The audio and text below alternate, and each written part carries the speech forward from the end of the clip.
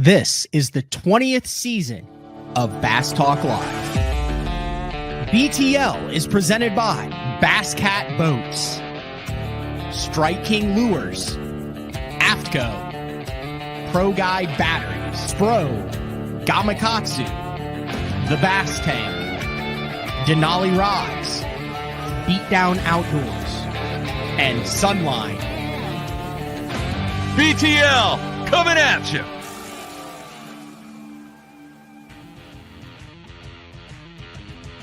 Good evening, and welcome to another exciting edition of BTL Bass Talk Live, where we are going to talk about bass fishing, and I'll just get it out of the way right off the hopper. So the show's at 7:30 p.m. Central Time on Tuesday evening, September 10th, and I get a call approximately 20 minutes ago from a very befuddled Mark Jeffries, the founder of the Bass Zone and BTL, and he said, quote, "Have you been living under a rock?" And I said, well, what do you mean? I just got off the water, got the boat put up, was getting all the invitations set out for tonight's MLF Mega Show, where we're going to talk about their recent press release that hit the presses on September 6th, announcing the forward-facing sonar rules for 2025 from the high school all the way through the BPT level. And he said, dude, the debate. And I said, yeah, I guess I have been living under a rock. Now, I mean, listen, when I was in high school, I was a page in the Illinois House of Senate. I have gone to Washington, D.C. and talked to the legislators on behalf of 4-H and the 4-H Club, Head, Heart, Hands, and Health. So I am fully committed into our democratic process. But yes, the show was booked, and we are doing the show on the night of the debate. So if you're catching the replay, not an issue. If you're catching it live, greatly appreciate all of you who are tuning in for it. So we did this on the Bass side when Bass announced all of their forward-facing sonar rules. And listen, this is not a negative or a positive.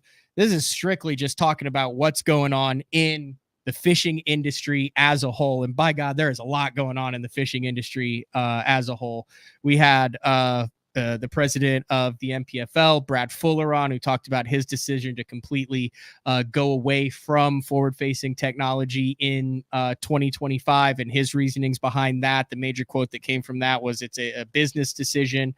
We had James Hall from the tech committee and director of content for Bass, who talked about their decision at Bass as to how they went with one forward-facing transducer, 55 inches of screen, and did away with the power brakes or the electric motors on the back. And tonight, we're going to talk MLF. And in classic MLF fashion, this is not a one-sentence solution here. We have a lot of different things that are going on at a lot of different levels of the Major League Fishing Organization, like I said, from the high school all the way to the BPT level. And what a better person to talk about it than the president and CEO of MLF. And he used to be a regular guest on BTL, and I believe it's like the first time since 2021 that he's been on. But yes, we have the one and only Boyd Duckett on the program. Thanks for joining us, Boyd. How you doing, Matt? Yeah, I can't believe it's been since 21 since I've been on the show. So that's on you because I'm always available to you. I hear you. I had not invited you since 2021. So that is a very fair, that's a very fair point, Boyd. Yeah, but and you know what surprised me at the intro here is that it's been 20 years. Like I remember when it first came out. I mean, you know, I remember how excited Mark was and those early shows, and man, I just can't believe it's been 20 years of BTL. Great show, though. I know. I was on a lake today with a buddy, and I said, "Let's go fish this break wall." And it'd been a while since I'd been on that lake, and he's probably 10 years younger than me. And we went over there, and the break wall wasn't there. And I said, boy, do I feel old. I said, the last time I was here, this was just a real jammer of a break wall. Yeah. And he's looking around and he's going, where was it? And I was like, it was literally right here. Like I've caught hundreds of fish off, not a single stitch of it. And I said, yeah, I said, I've been around a little bit longer. I said, my favorite cover no longer even exists. Yeah. Sorry about that. Yeah. So I figured you, once I had asked you that you accepted, I figured I figured the Duckett compound would be having a debate party. Yeah, man. It's a big night, I guess, politically it is for the whole country. I guess it's a pretty big election. So there you go. It is tonight, but it's not till 8. So I'll get my part out of the way and then. I hear you. Yeah. You want to talk about bass fishing? Hey man, let's talk about forward-facing sonar, because that's really all we've talked about for 2 years. I hear you. So maybe this will put a rest to it, and then no one will have any opinions that they feel like voicing, and we'll just go back to tournament bass fishing like we did for 60 years. That'd be awesome.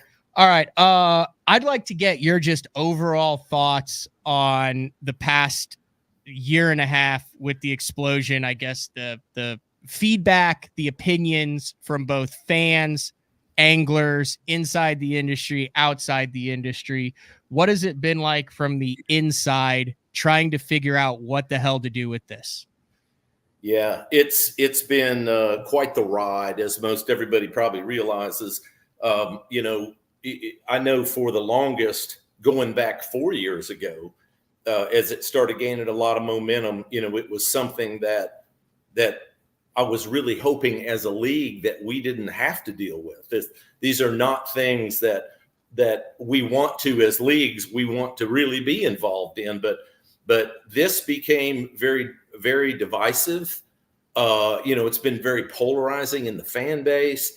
And then, of course, from a business perspective, we have to react when it affects our company. So what's really interesting, I get the canned question, what's the position on forward-facing sonar fairly often.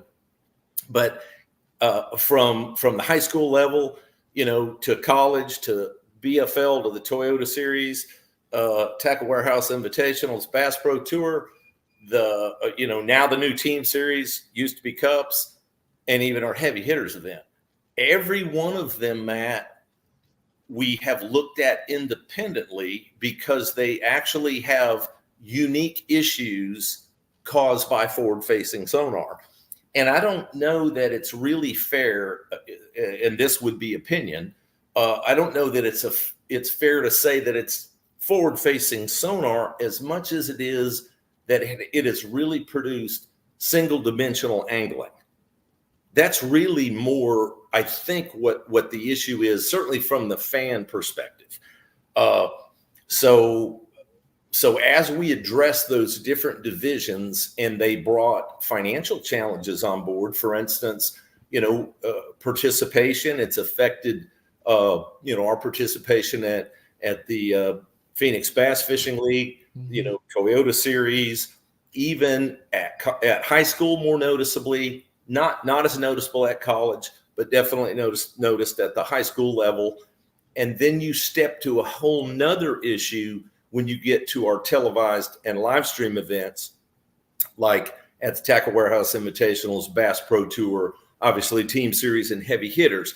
So they all have different dynamics. So who's your, we're a slave to multiple masters here, right? It's different. It's not, there is not a blanket answer because there's not a blanket problem. So specifically looking at Bass Pro Tour and even the Tackle Warehouse Invitationals, that's a fan issue. So we have taken the time, I need to say this too, over the past couple of years, but especially this season, we've polled our anglers at those various participating leagues. We've polled our fans. We've seen, the Bass fan had a poll out there. Heck, everybody's got a poll out there, about do you like it, don't like it. And it's very polarizing. And so trying to respond to that and find a way to incorporate it so that it is part of bass fishing, and so that it can somehow maybe find a way to fit in without changing the sport, right? That's really where we landed. So specifically Bass Pro Tour, and really our anglers at both Tackle Warehouse Invitationals and Bass Pro Tour, those weren't the heavy voice involved in this because, our pros are going to fish, like we all have for years. Whatever the set of rules are, we're going to go out and compete. They don't have a choice, Boyd. They either have to agree with it or not fish. Yeah, that's right. But but we know what our goal for our pros are. Mhm. That's to have the largest media platform that they can, maximize their sponsorship value, which then turns into sponsorship revenue. And that takes fans, both our televised events and our live stream events. It's all about the fans. So at those two levels, it's really more of a fan reaction. So landing at Bass Pro Tour, because it's going to take a different conversation for every one of them. So I'll start at Bass Pro Tour. We landed where, and we're not anti-forward facing. It isn't that. And I don't know that all the fans are anti-forward facing. I think that they don't like to see single dimensional angling event over an event. And certainly diversity in the competition has always proved to be our greatest competitions. Through the Bass years, FLW years, Major League Fishing, all of them. When we see diversity from an offshore guy and Dean Rojas throwing a frog and Jake Wheeler out the middle, right? I tried to get Dean on tonight. He was going on vacation, apparently. Yeah. We'll Dean's got a good life. I want to be Dean when I grow up. Who doesn't? Yeah. But so that's what we wanted to accomplish here, and I think we've settled on that pretty well. Basically, forward facing and 360 will be included in one period per day, mm-hmm. and not allowed during the other two periods. And this is a fluid problem. Okay. I don't know that we have it right. We think we have it right. Tons of hours and consideration and polls and digging and research has gone into the decision. But I will say that this is an issue as the years go on that we intend to be fluid about, with. But this is 2025. It's not going to be 3 tournaments in, and then it's going to be like, hey, on this event, we're going to let you guys use it all the time. You're going to give this a shot in 2025 and see how it plays out. That's right. This will be for all of 2025. Okay. Yep. Okay. So there's a lot of logistics questions, and I would imagine with the press release, as far as how are you going to do that? When is it? That's all stuff that is still being worked out on the table. But you did mention 360. Now, in the other two organizations, I believe 360 is still allowed in the NPFL. 360 was not included in the Bassmaster stuff. It was exclusively live forward facing. You're talking the Humminbird live stuff, the Garmin live stuff, and the Lowrance live stuff. What was the catalyst that included, and you are allowing 2 transducers for the period of use at the BPT, but what was the catalyst that made you include 360 into that group, considering that it was introduced in 2011, I believe? Yeah, I believe that's correct. And in 360, where it is today, probably is somewhere between a 2D down and a side image. It's probably somewhere between that and forward facing. But we were looking for a clean break. It's a huge advantage. It is. Mm-hmm. It is not 2D. It's not how we fished in the old days. But so that's one is where do you make the break? And we felt like 360 is also a tremendous electronic advantage. You could argue equal to or not equal to, but we certainly felt like it needed to be included. And then in addition to that, Matt, we are also setting rules that will manage what's coming. So, we currently have what is 360. We know that there's technology coming. Scary stuff. Yeah, that would be more in and around the 360. So we're trying to set what we believe is a permanent path. So this is the other question that I've heard. So Brad Fuller, NPFL, he said this was, quote, a business decision to ban forward-facing sonar. And the fact that I believe that we're including NPFL, or that I'm including NPFL in this decision in itself, speaks to the value of that decision to be included with the 2 big organizations with Bass and MLF.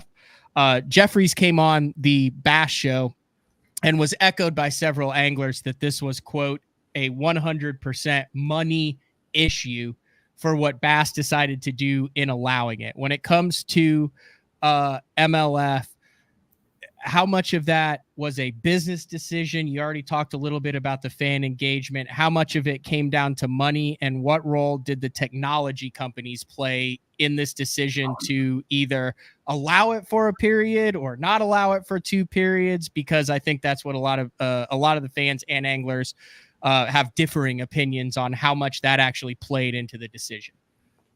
Yeah.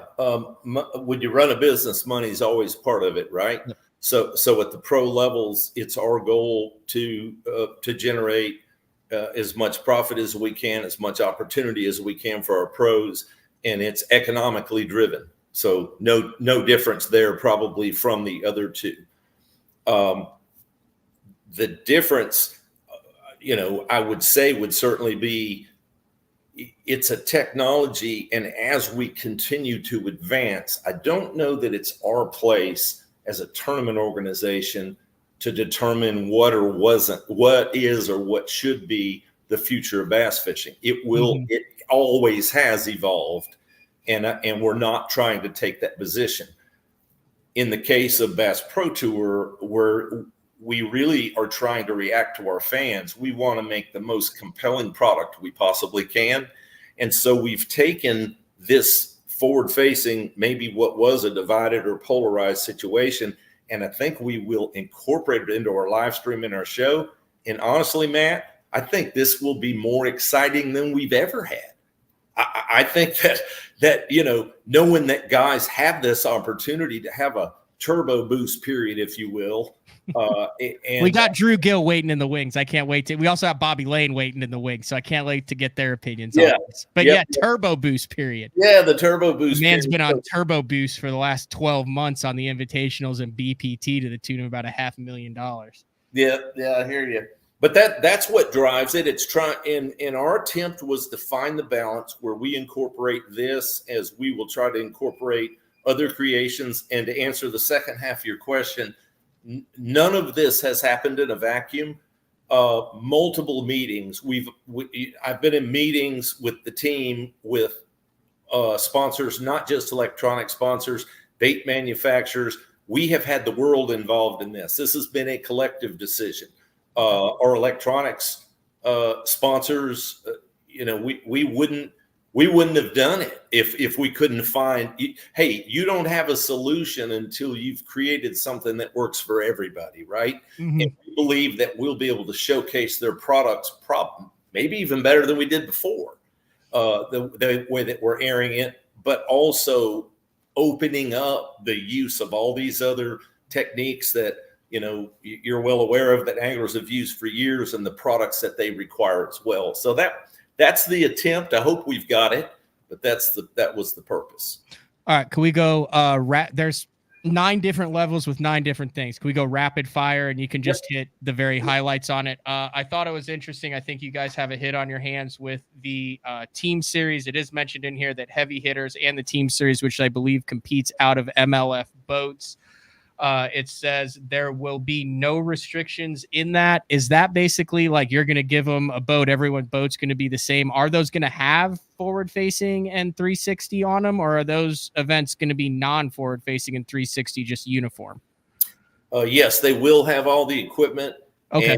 And the difference there, quite honestly, our fans don't show resistance to that. And I think the reason is because with no practice, remember, in order to be successful with forward facing, it takes practice. Yep. And eliminating practice probably eliminated that problem.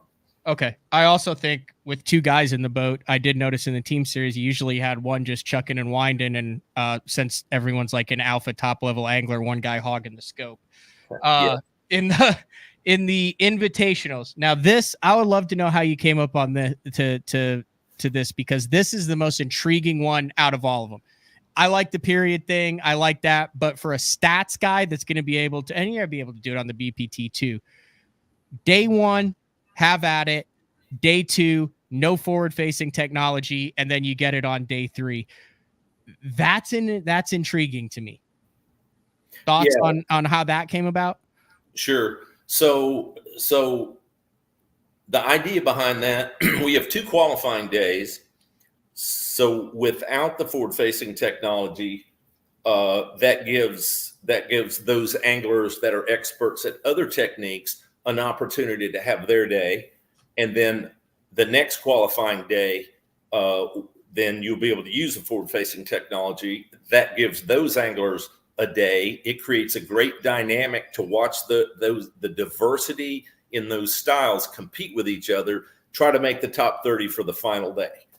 And probably the fair way to do it would be to restrict it to half a day on the final day. But honestly, we're not prepared to enforce that maybe correctly. So that was just a clean and simple way. And like I said, it's fluid. If we don't have it right, we'll make adjustments. But I think it'll create a cool dynamic. Second half of the show, Colby Miller, the kid won over $170,000 this year, Toyota Series, a BFL. He finished third in the Tackle Warehouse Invitationals. He's going to come on. He's actually headed to the BPT, but he's going to give his take. Drew Gill also fished it, but he didn't fish the last one because he wanted to give someone else a chance. So we'll talk to Colby Miller about his thoughts on how that will impact it. Let's move on. Now, I had heard a rumor before. I was like, this was running rampant around the fishing industry, Boyd, that scope was out in the BFLs. I never heard a rumor before in fishing of you. But in the Toyotas and the BFLs and the college series, will be allowed to use forward-facing and 360 sonar during practice and all competition days. Is that 9 transducers, 2 360s, 5 on the shaft, whatever you want to have at it at those levels, no restrictions, just like it's been for the last 8 years? No, our equipment restrictions, 18 inches total height off the front deck, 16 inches off the console, 2 transducers, that applies company-wide, all leagues. Okay, interesting. I did not know that. Yeah, so that goes across all boards. Okay. The answer to now, you've shifted away from what was a viewer and a live stream and television product problem. You're now shifting to 2 participating leagues in which we polled our anglers, and they're pretty equally divided between, almost half and half. Yeah, not the co-anglers. I have a strong feeling. Not the co-anglers. Not the co-anglers. And they're not a happy group. No, it's tough on the co-angler side. I feel for them. So those aren't easy decisions to make. Okay. We did make changes at the BFLs, and we'll be reducing the limit for the co-anglers to 3 fish, which will help them have a better chance of all being involved in the game. And then also moving our, we've always had 6 regionals. Yep. And as we've polled our co-anglers, we did a whole separate poll for just the co-anglers, to find out. And it isn't all about forward facing. They also, as they qualify for the regional, generally have traveled way off somewhere to fish that regional. And so we want to make those regionals local. So we've doubled our regionals to 12. And the intention is that you'll be able to fish your whole BFL series plus your regional right there before you go to the All-American. So I like it. If you want to say anything about the high school, I'm actually working on an entire high school show about this. I think this is a vitally important topic on it. It says in the press release. And then I have a couple more quick questions, and you should be able to catch the opening statements. In order to create a more level playing field, and learning traditions, the use of forward-facing sonar and 360-degree sonar will not be allowed in the Abu Garcia High School fishing competition. Its use will not, however, be restricted during practice. So high school guys, no scope, no 360 during competition, but you can still hone your craft during practice. This is like I said, this is a show all into itself about skill level and financial disparity and all sorts of things that can go in there. Is that statement kind of speaks for itself? Anything else you want to add to that, Boyd? No, that's what's driving it. Yep. It's cost, for the high schools. I've got a 12-year-old now that just entered, high school fishing at the junior high level, middle school level, and trying to get boat captains and trying to have the kids feel like they can compete is one issue. And so, by not having to worry about whether or not, the boater or the captain has all the equipment and his kids still feel like they have an equal chance. That's one of the big drivers is cost. Yep. The other one, quite honestly, Matt, is I believe over time, I think we're doing the right thing. And I think the industry, tournament fishing beyond all of our walls, us, Bass, NDFL, down to all the other levels of tournament fishing, eventually are going to have to figure out how to incorporate these technology advances to protect participation in all leagues at all levels. So we're trying to figure that out and set those standards. And these high school kids have to learn how to do more than use forward facing. That's one. Hey, it's a challenge, and it's a high level technique. You take a Drew Gill, and he has a skill set almost nobody else on the planet has. Okay, but tournament fishing goes beyond that, and and so in their future, they certainly need to put some time learning the rest of it. So that's the other piece of high school. All right. And I feel like he's ready to give his opinion. He's got a vest on. I've never seen Drew Gill wear a vest. He looks like he means business. All right. I got to ask this question. What are you doing moving forward? Based on the BPT angler cuts that go down to 65, Boyd, your days on the BPT are over. Is that a correct statement? And what are you planning when it comes to casting and fishing and tournament wise in 2025? Yep. Well, you're right about all those statements. I don't know that I've fully decided. I have the option of fishing the Tackle Warehouse Invitationals, strongly considering that. If I didn't do it, I'd probably pick up Toyota Series Region close to me, just depending on time. So somewhere in between there. So yep. Toyota Invitationals, cross that bridge. One or the other. Yeah, I'm not trying to fish a lot, but I love it so much. I hate to be completely gone from it. So one or the other. All right, that works. Before I let you go, anything else that you want to get in here? I think this was a really good kind of breakdown of the press release, and then we have a panel of anglers that'll come on to kind of break down what portions kind of impact them. Yeah, absolutely. I just want to say that, which we mentioned this earlier, this is something that we want to work together with industry, bait manufacturers, electronics manufacturers. We want to work together with our industry to find a way to get it right. How does it fit in? Look, they don't want to disrupt the industry either. They want to, they've been a lifetime part of it. So I think we're all aligned in trying to decide how do we protect competition in tournament fishing, and what's the best way to fit this technology and more new technology that's coming. How do we fit that in so that everybody participates? And that's what the goal is here. And if we don't have it right, we'll make some tweaks in 26.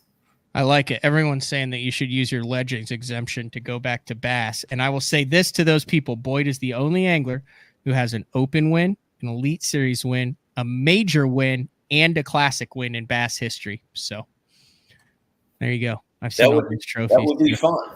Yeah, that would be something, wouldn't it? That would be fun. All right, Boyd, anything else you want to get in here before I let you go? I greatly appreciate the time and the full half hour on BTL and kind of diving into the MLF press release that is front and center on MajorLeagueFishing.com. Yeah, heck yeah. It's been too long, Matt. Let's get together on something easier than this. All right, that works with me. Thanks, Boyd. See you, buddy. See ya. All right, that is the one and only Boyd Duckett. Quick break. It's not going to be a long break. I got to come back. I promised Bobby Lane I'd get him on before the debate got hot and heavy. So Bobby Lane on next, and then we'll bring Drew Gill in at the same time. A little bit of old school, a little bit of new school. $2.6 million in earnings for Bobby Lane. At the pace Drew Gill is going, that'll take about 2028. But maybe these new rules will change things. Like maybe Drew won't be able to catch a fish, but in one period. We don't know. We'll find out. We'll talk to both of them when we come back. It is the BTL MLF BPT Mega Show on a Tuesday night. We'll be back right after this. The new Puma STS has been redesigned from the ground up. With the angler, design, function, and performance in mind, nothing on this new offering was compromised, and the only thing carried over from the previous version is the name. Based on the Soft Touch series hull that started with the flagship Jaguar, this new model is nimble and performs incredibly well at all speeds with either a 250 or 300 horsepower engine. Featuring a new 96-inch wide-body footprint, this hull measures out at 20 foot 7 inches in length. Industry-leading design coupled with tournament-winning performance. The Puma STS from Basscat. Feel the rush.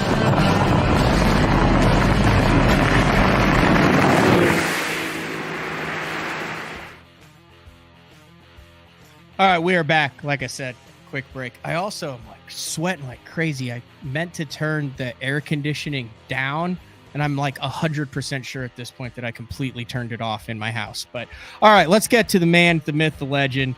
Red Crest champ, the first world champ, Elite Series champ, Open champ. Like I said, $2.6 million in earning, the one and only Bobby Lane, friend of BTL. Bobby, thanks for jumping on the show. Dude, thanks for having us. Oh, you had great service, and now you went out to your garage and you have like no service at all. I know you probably were in there. Everyone was watching the TV, but you're like completely frozen now. Bobby's gone. In that case, we're going to remove Bobby and we'll just bring Drew Gill in. Oh, you are wearing a vest. I wasn't sure. Oh yeah, Bobby's back. Oh, look, we got Drew and Bobby now. We got you now, Bobby. Yeah, man. I'm gonna all right, do sorry, my you best. froze on me, so I brought in Drew Gill. Drew Gill, thanks for jumping on BTL. Bobby, thanks for jumping on BTL. All right, we got to go with the elder statesman here. Let's talk about Bobby Lane. You heard Boyd Duckett on. You saw the press release. You're a dude that won the inaugural MLF. You fished MLF before. You were an Elite Series pro. Then you're a BPT pro. You came back. You fished the Opens. You missed it by a spot to change the course of history. You're back on the BPT. What are your thoughts on all this stuff, dude? Like, you have a unique perspective to speak on all of this headed forward into 2025. Oh, no, he's frozen again. We need to go back to wherever you were in the living room. The Lord works. Oh, no. All right. You got to get close to the router. Can you hear me now? Jeffrey. Yeah, I got you now. All right, I got to stand in the door. But yeah, dude, honestly, I think the Lord works in mysterious ways, man. It was a journey I've been down the past few years. Let's face it. I won the Red Crest, and then I went and did some Opens, and I didn't make it. You know, I missed it by one, and then I came back to the Bass Pro Tour, and it's a weird road, you know. But I'm grateful of the roads that I took. I'm grateful to the decisions I made for them to grant me the Red Crest exemption back. And, you know, I'm back with my brother. I'm back with Justin Lucas. We got to really enjoy our time this year. And, you know, I was kind of wondering what they were going to do about forward-facing sonar forever. And, I mean, honestly, me and Drew Gill have actually fished a lot of the same spots together. But the results have been very different. I'm barely getting paid or missing a check. And Drew is in the top 10 or winning the tournament. I saw that a couple times this year. So, you know, he's honestly mastered the forward-facing sonar, and it seems like what Boyd said earlier, that's all we've talked about for several years. And you know, I think this opens up a great avenue. I think Major League has a format that's shined over the years, but this like puts the icing on the cake for shining what our format can really do, man. We got, you know, 3 periods, and we have 2 breaks, and then we go lines out. There's not a weigh in. There's, you know, a decent takeoff, but, you know, we really, wherever we end up, we don't have to come back to a weigh-in. So I love that aspect of it, but I also love the fact that we can, you know, use our format to make what's best for forward-facing sonar. And I agree. I don't think banning it is the right thing at all. I think, you know, kind of to me, the best scenario is baseball and golf. When you play the AAA league, you're allowed aluminum bat. And when you go to the major leagues, you're allowed a wooden bat only. You know, there has to be limitations when you get to the pro level. And same with golf. You know, you can have a putter that touches your chin or your chest, and then when you hit the PGA Tour, it can't go no higher than both your hands. So, you know, I think it's fair. I think it's across the board fair. Drew Gill's a phenomenal fisherman. He's going to catch them one way or the other, with forward-facing sonar or without. But what this does do is brings back kind of the way that I not originated, but got into fishing, flipping, frogging, swim jig. But also I've learned in the last couple of years that, if you want to be somewhat competitive, you need to learn forward-facing sonar. So I've become very, very knowledgeable about the technology. And I'm 50 this year. Drew is, I think, 16 or 17, whatever he is.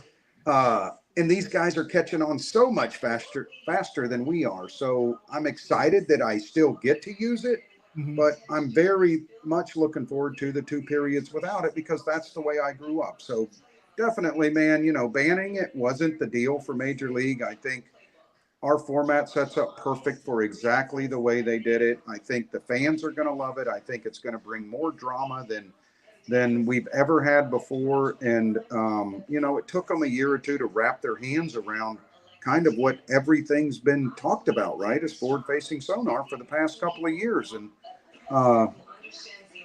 my wife's yelling at me. No big deal. That is a big deal, but it's what we've all talked about for years, man. And I'm really excited about these changes. And I think Major League handled them better than they could have under all the pressure that's going on around forward facing. All right. You have a high school kid who's like pretty dang good, and you're traveling around fishing all sorts of tournaments, right? I do have a high school kid. It's Bobby Lane III. I actually just boat captained him down in Lake Okeechobee this weekend. And we had a great time. It was fun. It was enjoyable. And we didn't use forward facing at all. And honestly, he didn't do real hot in the tournament, but I'm super proud of him and his partner. They fished their lights out and did the best they could. And they kept saying, Dad, if we'd had gone to one of these places, we'd have caught them on the minnow, right? So they're blaming a bad tournament on forward-facing sonar, but his boat doesn't have forward-facing. And I did that for a reason. I wanted Bobby Jr. to learn how to become a bass fisherman like his dad became a bass fisherman. The flipping, the frogging, the excitement you get to share with a bass on the front of the boat, not looking at him, right? You dunk it in a mat, or you get him to come up on the swamp lord, or you catch him on the swim jig, like, or even just casting a power worm or whatever. It doesn't matter. Just the enjoyment of not seeing that fish and kind of fishing. He is very, very educated on forward-facing sonar. He wipes me clean every time we go out there, but I want him to learn both, because I had a good feeling that, honestly, Matt, this was coming down kind of similar to the Alabama rig, which nobody's compared it to, right? Alabama rig for years and years. Paul Elias sets the record. Everybody's slaughtering them on it. It's a cast net going in the water with some baits on it and some hooks. Guess what now, dude? It's banned. It's still legal, but there's a bunch of limitations on it in the lower levels. None of the elites or the MLF Bass Pro Tour can throw an Alabama rig of any sort, right? So I knew that this was kind of end up that way. And I think that, the format we have and the way they've structured the 2 on and 1 off, or 1 on, 2 off, is going to be great, man. I'm really excited about it. And I think it's brought a really positive morale to all the Bass Pro Tour anglers. And let's face it, the Tackle Warehouse going to 1 on, 1 off, and then 1 on, that's going to add some serious drama also. I mean, you're going to have flip-flop all over the place on the standings. I think it's going to be wonderful. You're not worried with Bobby Jr. that he's going to have to then go up against an entire generation of anglers who for the last 8 years have had this at their disposal, maximized it to their potential 100% under the rules. And then he's like, dude, I can't get out of the Toyotas, Dad. Like, why didn't you let me shake a minnow back in 24 and 25? I'm getting hosed every week. Matt, Bobby Jr. is, you might not have understood me. He is phenomenal with. Is he like, yeah. You give him my 16-inch Lowrance active target 2, give him a minnow. in a spinning rod, and he is going to throttle him. He won the night tournament last night on the Swamp Lord and fished against some of the best around here with the shaken minnow. Of course, it wasn't Drew Gill, but there's some guys here that are phenomenal shaken minnows, and it made my day to hear he caught him on the Swamp Lord. So he is learning the best of both worlds, and that's the way I want it for him. I mean, I grew up under one world, and I'm very, very somewhat receptive to him growing Mhm. up on both worlds. And I think no matter where he goes in his high school career, into his college fishing, into his, Toyotas and tackle warehouses, Bass Pro Tour, whatever he wants to do, he is going to be a very well-rounded angler. At least that's the way I'm trying to raise him. Once he turns 18 and becomes an adult, he can kind of go the route he wants. But I'm very excited about his growth and super proud that he's wanting to follow in his dad's footsteps, man. It doesn't make me any prouder to be a father of Bobby Lane III right now, man. I got a Amberly is 15 and she's in cheer, and my daughter's getting married. My older daughter Lexi's getting married January 18th. So, me and my wife, Congratulations. last week I was saying they were 3, 5, and 7. Now they're 15, 17, and 20, and one's getting married. So, I'm telling you, man, time flies, and all we can do is make the best of every opportunity we got. And I think Major League is doing the same thing with the opportunities in the format that they have to kind of grasp, wrap their hands around this forward facing sonar era, right? 2, 3 years era, and make the best of what's going on. And it's been enjoyable to kind of see the way it's all structured, right? I mean, it's not really enjoyable sucking in the points, but it's enjoyable You had a watching good year. You were 20th in the points this year, Bobby. this year because I started learning forward facing sonar towards the end of the year. And I actually A started. bunch of money, made Red Crest, made Dude, made I had to fly. Yeah, I made heavy hitters, Red Crest, both team events. I really focused, but you know what? Like some of those events, I didn't literally catch them on the jig head minnow, but I used my forward facing sonar to find structure on the bottom, not necessarily watch the fish come out and eat Mhm. it, but dude, find a rock pile, find a stump, find a grass patch that's isolated somewhere. And that's what made the difference for me, was using it, but maybe not casting to catch the fish on the minnow or the jerk bait or whatever, just using it to do the best I can. And I've learned a lot about it. I'm not saying I'm good at all, but I'd say I'm well above the 50%, and want to learn more about it. And hey, they're not restricting it, right? We get it during all of practice. We get it the first day. We have to decide which period we're going to use it in before the break starts. So you can use it first, second, or third. We have to declare which one we want to use it in. And maybe some anglers are going to say none at all. But I would like to know, and I'm with you, Matt. I heard you talking to Boyd. Is Drew Gill on his forward facing sonar? Has he used it yet, or hasn't he? Like, that's going to be the cool thing with Score Tracker, right? Have they decided which period they're going to use it in or whatnot? So it adds a whole new, man, just it adds a lot to Major League, and I think they handled this properly. I'm excited about Bobby Jr. growing up and fishing down the road, man. And dude, I'm gonna let you go. The debate's on. They've started. You are wonderful, Matt. I can't wait to see what you do next year, dude. You always know I'm pulling for you. Drew, I'm going to see you all year long on the Bass Pro Tour, so you can take it from here. But guys, thanks for having me, man, and looking forward to these changes and this excitement next year. Thank you, Thanks, Bobby. Have a Bobby. good night.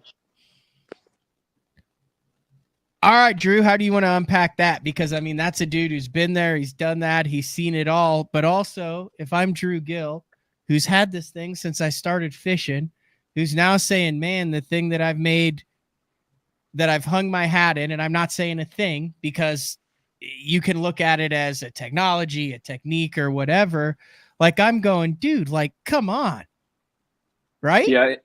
Yeah. And I mean, I understand. And listen, I've got a ton of respect for Bobby. Like, Bobby's been super awesome to me. Yep. Super cool dude. And he's a guy that I grew up watching fish. Like, for me, I kind of hit that transition of time when we went from not having it to having it right at the line of, it was my senior year of high school, which consequently was also the first year of COVID. So it was kind of like all at once, we went from, I had my high school fishing experience of not using it in high school to my senior year. I got it right at the beginning of COVID, right in that March. And people right want you at to that smile moment, more. Sorry, yeah, people I want know you to smile Sauce more. You Brooks got does. you got to He smile can deal more. with it. So right at that COVID era, right at the end of my high school career and my transition to college was when it came about and started becoming a major player. And really, I grasped onto it because I come from, for those of you that don't know me, I come from Illinois.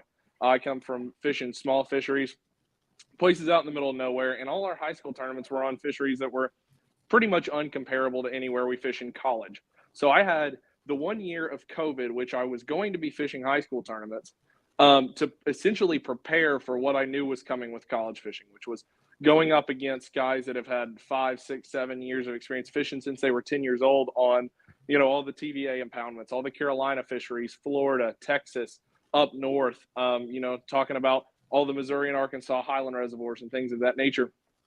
And knowing I was coming into that, it was something where I was like, I need to learn how to fish these fisheries, and not just fish these fisheries. I need to learn why bass do what they do. I need to learn why they live their lives in the certain ways that they do, because ultimately it's not about what's the name of the fishery, what type of fishery is it. It's about understanding all of the context cues in their environment and all the context cues in the other parts of the ecosystem around them, and understanding what they make bass do and the interplay between all those variables.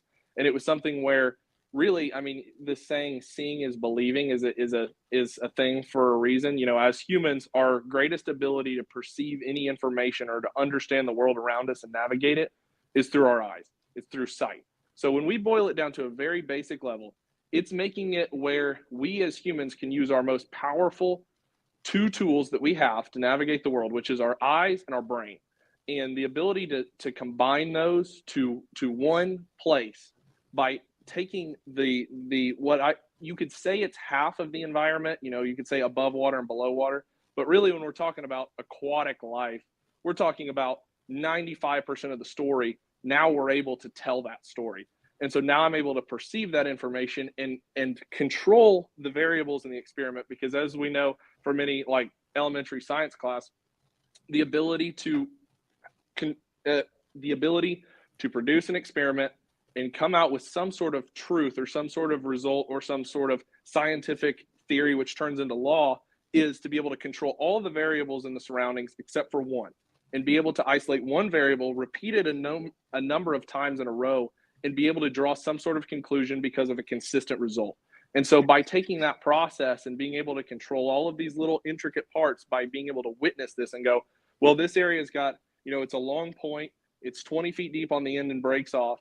It's got bait here, and it's on the right, you know, it's on the east side of the lake, the wind's blowing out of the west. So it sets up just like the last point I fished.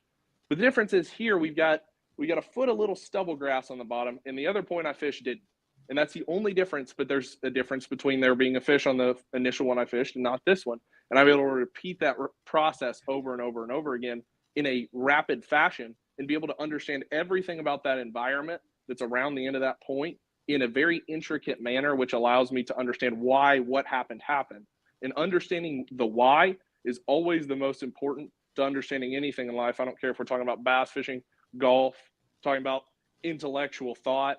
Anything we want to understand in life comes down to why, and being able to isolate that why successfully to gain some sort of absolute truth was the fastest way for me to learn and acquire all of these little nuggets of information that work together to where I could go from being that Midwestern kid that fished little lakes in the middle of nowhere to being somebody that was, you know, I'd go to a college tournament on Gunnersville and people would go, oh, watch out for this guy. He's had experience on similar fisheries and done really well, and show up and been able to be the kind of individual they could bet on to do well in a certain tournament.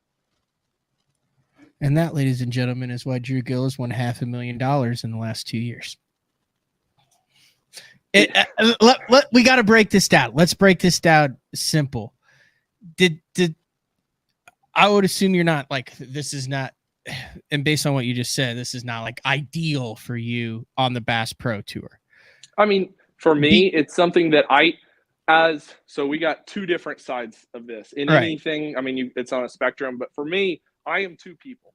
I am Drew Gill, the guy that fishes team tournaments with a buddy. I'm the Drew Gill that follows the sport and is a fan of the sport and has been watching it for years. I'm the Drew Gill that purchases tackle and is part of the industry on the investment side. And then I'm the Drew Gill that is the competitor, that is the person that wants to go out there and chase AOY titles and chase being what is, in my mind, the ultimate goal of any bass fisherman is not necessarily the trophies or the titles. It's the process that is essential by which obtaining those titles. So that ultimate goal is understanding, knowledge, the ability to have enough skill and knowledge combined to understand the intricate parts of why we do what we do and be able to repeat it with consistent success, because that consistent success translates to consistent tournament success, and consistent tournament success translates to winning things. So there's the part of me that's the competitive side that wants to win and wants to be better than me yesterday, because it's not about being better than your competitors. It's about being better than yesterday you. Because if you can repeat that over and over and over again, eventually, being better than yesterday you was better than 80% of the field. Now I'm better than yesterday me. I'm better than 81% of the field. And then it just keeps ticking up. The competitive side of me is on a different end of the platform as the participant in the industry side of me. And so from that aspect, I understand the decision that Major League Fishing made this year. Right now as we sit with so many awesome fans that want to be a part of this and are the reason that we have this, like there's obviously credibility to what they have to say and what they want. And there's credibility in what people have to say and what they want on the other side of the argument. Like everybody has a voice and the right to have a voice, because they're all participants in this industry, whether they're just casual viewers that fish once a month or guys that fish every single weekend. And so from that aspect, like being able to successfully satisfy both parties to the best of their ability is something I do understand from the business side of it. It's as a person, I can totally respect and understand it. As a competitor, I do hate to see it, because what we've created in the last 3 years, in my opinion, we've been able to take bass fishing in the art and the passion and the super enjoyable outdoor experience that we all get to partake in. And we've been able to transition it where at the very top level of the sport, if you look at it from a statistic standpoint, we've been able to take it from an awesome endeavor, an awesome living, something that's a super exciting thing to be a part of, and transition it effectively to being statistically much more like a major sport, because we're creating a disparity between the very top and the very bottom of the top levels. We're creating a level of consistency required to win titles and to win tournaments. And we're creating an objectivity to truth, because we're making it where, the single dimensional angling thing, the reason that it's single dimensional by the end of a tournament is because there is an objective truth in that fishery at that time. And going about it in a certain manner leads you to the objectivity of that truth. There is a right answer.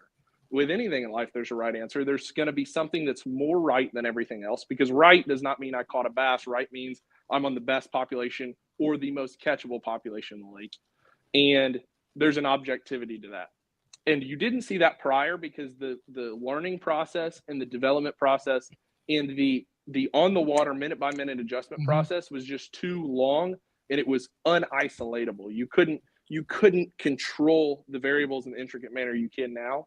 And so people were able to be right more often while being a little bit wrong, because the bar oftentimes, you look across the board, total weight caught, total limits caught. You look at total weight to win a lot of tournaments in the what I'd call the medium era, not the back when our fisheries were really, really good, the late 90s, early 2000s, where everything was just popping. When you talk about the last 4 or 5 years before the advent of the technology coming about, you saw a time where inconsistency in angler of the year status and things like that was possible, because of the fact that the bar for what it took to be at the top of the tournament or the top of your circuit was a little bit lower. and it was one where failure was a part of everybody's season. When you talk about AOYs being one, people were able to have a bad tournament or two and win AOY. And anymore, that just doesn't seem to be the case because of the consistency level that it's brought to the sport, which is something as a competitor I like to see. I like knowing for a fact that the angler that went out with the best approach and was on the best population in the lake the whole time and was the most perfect in execution. When I talk about this, in my mind, I envision like the choreography of a dance routine, like the ability to design it into certain specifications to evoke a certain emotion, and then the people on the floor actually be able to go out and complete this entire movement for a purpose and to get to that end result, absolutely taking the steps perfectly as they should, the spins, the twirls, the flips, what have you, and performing it to perfection. Like as a competitor, I want perfection to be what's necessary to win. And without the ability to see in any length of time, whether that be for 15 minutes or 5 hours, without the ability to see at all times, perfection is not what it takes to win. What it takes to win is outpacing the competitors, which is the winner of the event. Like regardless, that's an impressive feat. But what's most impressive to me as an individual, because ultimately what it comes down to is what happens between my trolling motor and my Mercury, is what I can do. And as a competitor, I want what's necessary to win to be absolute perfection, understanding of the pattern to the utmost detail, the fishery to the utmost detail, even in the areas you're not even using at that time, and the actual approach to the fish and the approach to what we'll call the shot in utmost detail. The ability to define it very strategically and be able to go out and recite it in the tournament effectively and execute. And that's something we've seen play out over the last few years, where individuals have had their T's crossed and their I's dotted. And you've seen techniques be 8 or 9 out of the top 10 anglers fishing that tournament, or 10 out of 10, all doing the same thing. You've seen over and over again, you've seen the same, Jacob Wheeler, Connell, you see winning streaks that Becker, and you talk about Chris Johnston and Patrick Walters, and guys that have just been really, really dialed, that have gone out and consistently dominated the field. And when we talk about the disparity between skill and luck, they're totally separate entities. They're on two ends of the spectrum. When you increase skill, you decrease luck. And when you increase luck, you decrease skill. And you're separating those two things. Not saying that there's anything wrong with going out and fun fishing and going out and enjoying your day and with a buddy, going out and enjoying the mystery of bass fishing and the art of not knowing what's going to happen next. That is an integral part to our sport.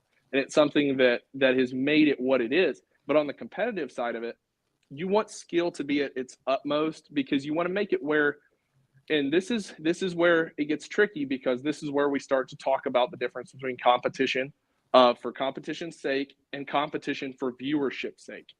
Because when we talk about what is required to get on the utmost side of skill, we're talking about uniformity. Uniformity creates a single dimension, and a single dimension creates a product that looks the same to the viewer over and over and over again. Because if objective truth is required to do well consistently, then you're going to have, instead of having 28 right answers in a season, because ultimately a lot of those answers that we had for a long time were about not necessarily approaching the bass itself, but approaching the environment. A bass is a simple creature in a complex environment. It's not a complex creature. And we've been able to isolate that fact. I feel like they're fairly complex. They react to their environment at least in a complex for me manner, because the environment I think they're complex. I kind of think some of them are pretty smart, but I'm not saying they're not smart, but they're simple. At least for me, they are. They're simple and smart are two different things. Simple is a bass in the same environment, in the same type of situation, same time of year, with all of those variables held constant, a bass will respond to them in the same way every time. If you have all of those, and if they didn't, because there's a variable you haven't assessed. Because those variables are what makes a bass do what it does. Bass are not anywhere near as autonomous as human beings are. They don't have hopes and dreams and goals. They have survival and procreation. And as long as they can fulfill those two goals, they're happy. They're going in a direction. Sounds and like so most of my buddies from college. What? I said that sounds like most of my buddies from college, survival and procreation. And that's just how they live their lives. And so due to the fact that they are a simple creature in a complex environment, now that we can assess the environment in a consistent manner, and we can correctly organize the experiment in a way that we can reproduce these consequences, we make it where we're just appealing to the fish, not appealing to the environment anymore, because we can control the environment with our eyes. And it makes it where there are 6 to 8 right answers, in terms of appealing to a bass in a certain situation.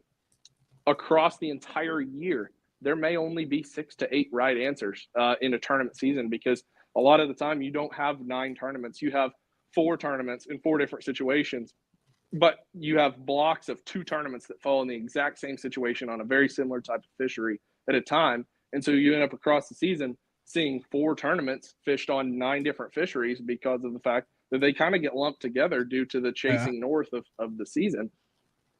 And so what happens is you do end up with a uniformity. You end up with we'll call a single dimension, because oftentimes there is an objective truth. Now, I'm not saying that in a certain fishery at a certain time is there only one bait that could be objectively right, but there will be one deal that will be objectively right, and there will be 2 or 3 major deals in the lake at a time. So there might be 2 or 3 answers to it, but it's not 8 answers. You aren't going to have Dean Rojas throwing a frog in the same tournament that Jacob Wheeler's fishing offshore, that Stephen Browning's throwing a chatterbait, that Takehiro's throwing a square bill, that Boom Boom's throwing a big swim bait. It's just not going to happen, because if you have objectivity to your truth, if you have to be perfect, that's not possible. And so that's where the competition for competition's sake and competition for viewership's sake collide, is because of the fact that if we're promoting competition purely for competition's sake, we're going to have to be a lot more creative about how we present it, because it is going to come to the point of objectivity, because of these trains of thought they're not independent of one another. We don't have. But I think Boyd said that it was fake. I think Boyd said that the fans and the listeners and the viewers played a part in it. I mean, he agreed that it was a business and that had something to do with it. Yeah, that's what I'm talking about. Is like, this is my part where I understand where they're coming from as a business decision, because as a viewer of the sport, like, something that intrigues people is seeing all those different techniques and seeing, trying to learn how to apply them to their fishery at certain times. But we're quickly discovering that a lot of times that diversity that we once kind of created in our minds doesn't actually exist. Because now that's on the competitive side. Fun fishing, that diversity always exists, because in fun fishing, the rule is if I catch a bass, it's worth doing. And there's some times where you go fish a certain. But doesn't this kind of put it back into the competitive side? I think there might be someone named Justin Lucas who'd agree that might put it back into the competitive side then. What's up, Justin? That's how you're bringing me in? Yeah, well, I'm still trying to digest the Drew Gill manifesto. Justin? The Drew Gill manifesto. I've been listening. I've been trying to keep up. I've written keywords down my way through high school, so this is tough for me. So here's why I brought Justin in. So we had Bobby Lane, then we had Drew Gill. Just as someone who follows the sport, I put you in between a Drew Gill and a Bobby Lane. You like the old school, you're proficient at it. I've also seen you cash quite a few checks looking down and shaking a spinning rod. Is that a fair assessment, Justin? Yeah, I think I'm right in the middle of my career. And I got started, obviously, before forward-facing sonar, but with it coming out, say, 4 years ago now, it was summer 2020 when it really took off. I've spent, I would say, fair to say, a third or a little less, a quarter of my career. This is my 15th season. So I've spent between a third and a quarter using forward-facing sonar now. So is it fair to say that you could listen to what Bobby Lane said and say, dude, I 100% relate and agree with that? And then you could listen to what Drew Gill just said and say, dude, I 100% agree and relate to that as well? I'm 100% agree. I definitely agree with both sides. I get both sides. I feel like I'm in the weirdest spot because I have a lot of fun with it.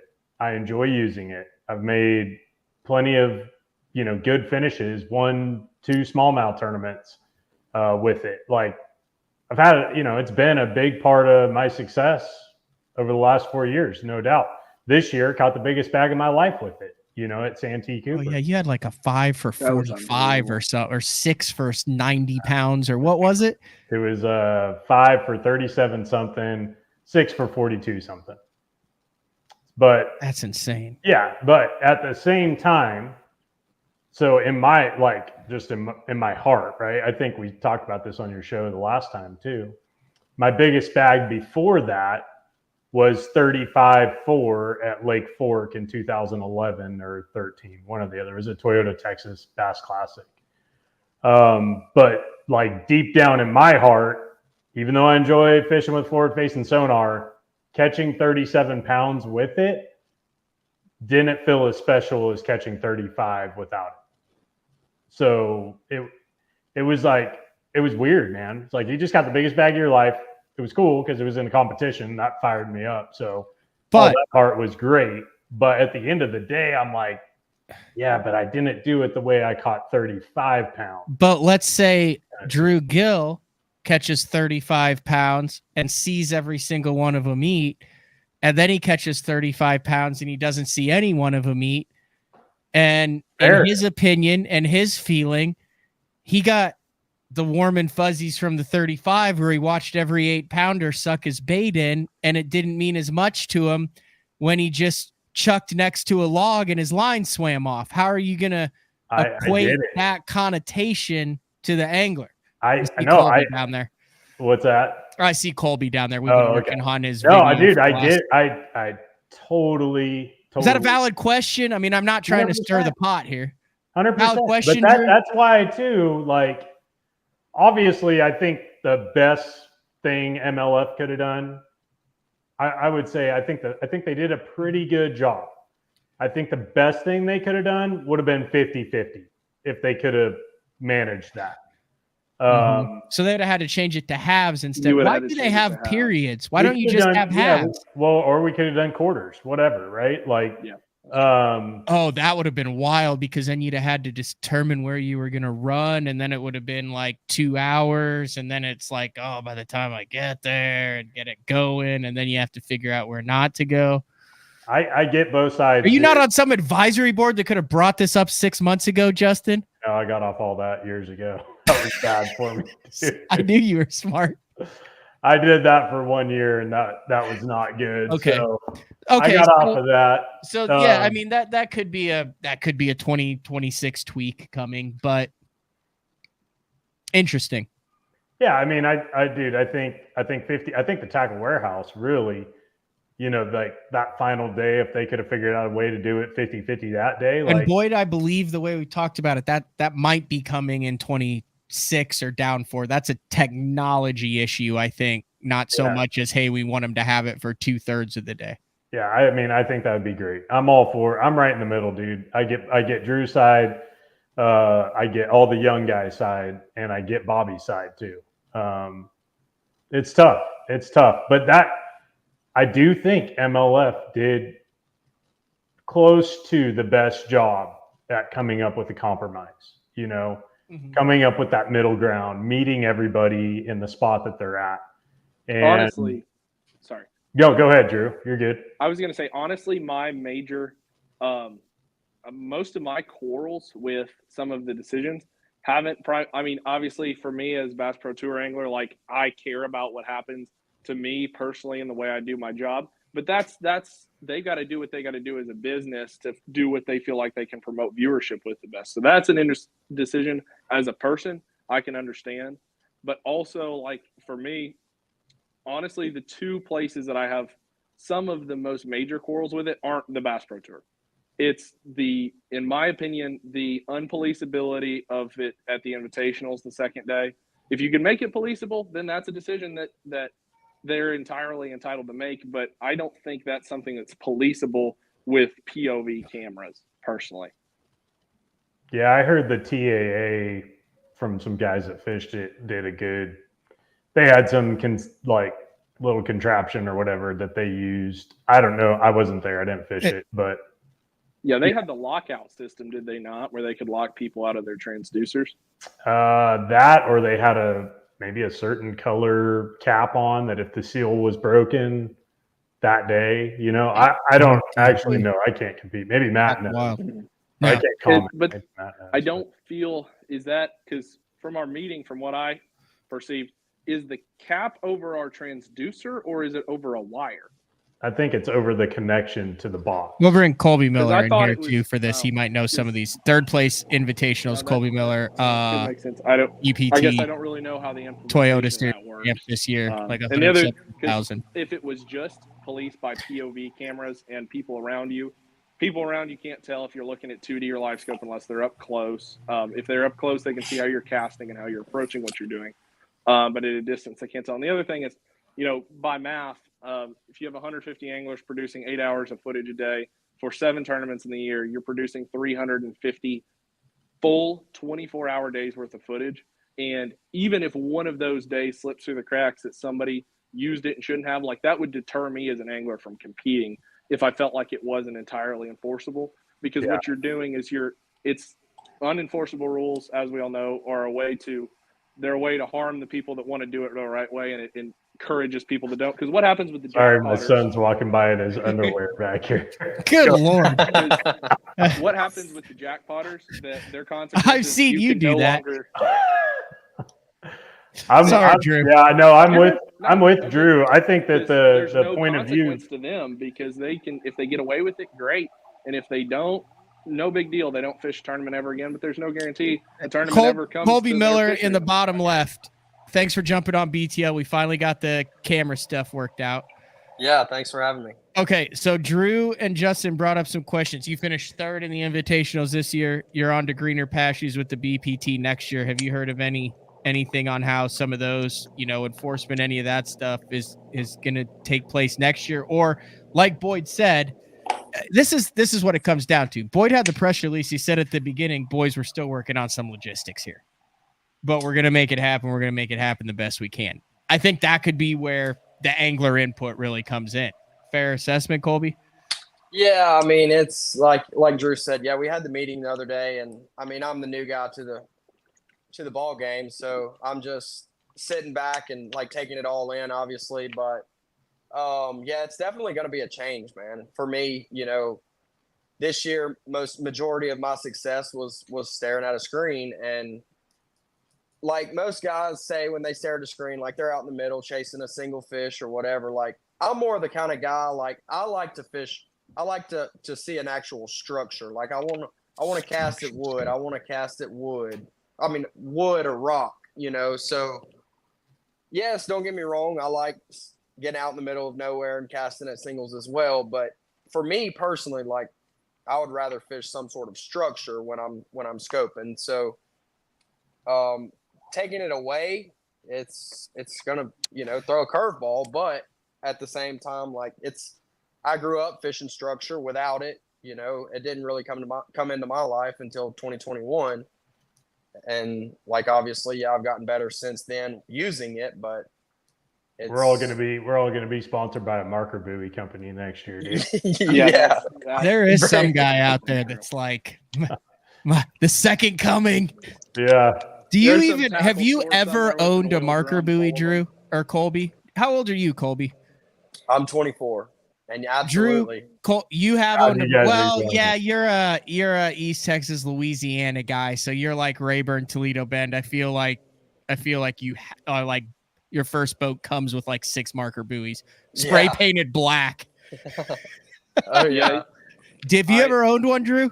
Mm-hmm. Yep. It took a few years for me to get my dad to trust the GPS and get off the marker buoys, but we weaned ourselves off the marker buoys, and I'm going to have to get reacquainted this year. I'm going to get some of those with the fast clips to where I can save myself 4 seconds of my day throwing it out there to proceed to miss it 3 times. Okay, 2 more questions, and then I'll Justin's feel free to stick around. Anybody can stick around for all this, but Colby, are you worried about, you qualified in third here. You said you're looking most of the screen the time. Now you're headed to the BPT. You're competing against Justin Lucas. You're competing against Jacob Wheeler, who I just brought into the show to chat.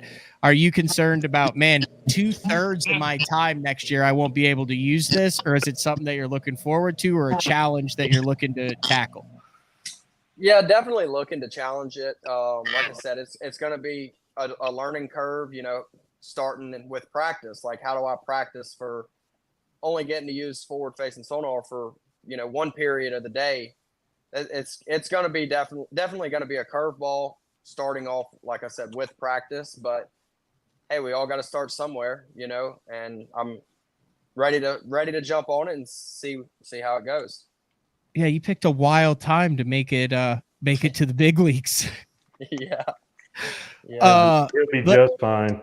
Let me ask Drew the same question there. Are you concerned at all? Like, I'll be dead honest about like the future of your career. I mean, you are, lack of a better term, a savant at this. You were literally ranked #1 by a panel of experts. And we all know that the Bass Talk Live's list of top 10s is in, I mean, you can't disagree with that. You're the #1 guy in the world, Drew.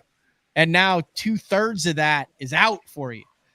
Yeah, and to be honest, as we know as anglers, and as anybody that fishes at any consistent basis knows, is that a lot of what this technology has gained us as anglers is a very deep, rich understanding of what bass do and how they live their lives. Which means that, having it for the entirety of practice and having it for 2.5 hours of every day, which is 7.5, or sorry, not 7.5. We got 5 hours essentially in the qualifying round, which is kind of the round where you build your strategy for the rest of the week. If I've got 5 hours to build my strategy on a fishery that I've spent 3 days dialing in prior, you give me 5 hours to determine how to attack it for the rest of the week. Give me, 5 different days of using it over that period of time in different conditions to understand what I want to do.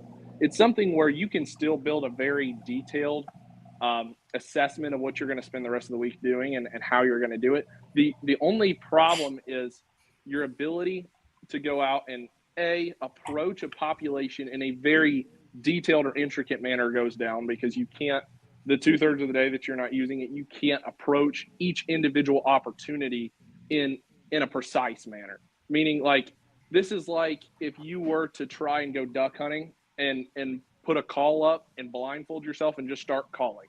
Like, you're going to start calling and calling and calling and hope something lands. But ultimately, your only hope is you start calling and you open your blindfold to see if there's birds on the water or not.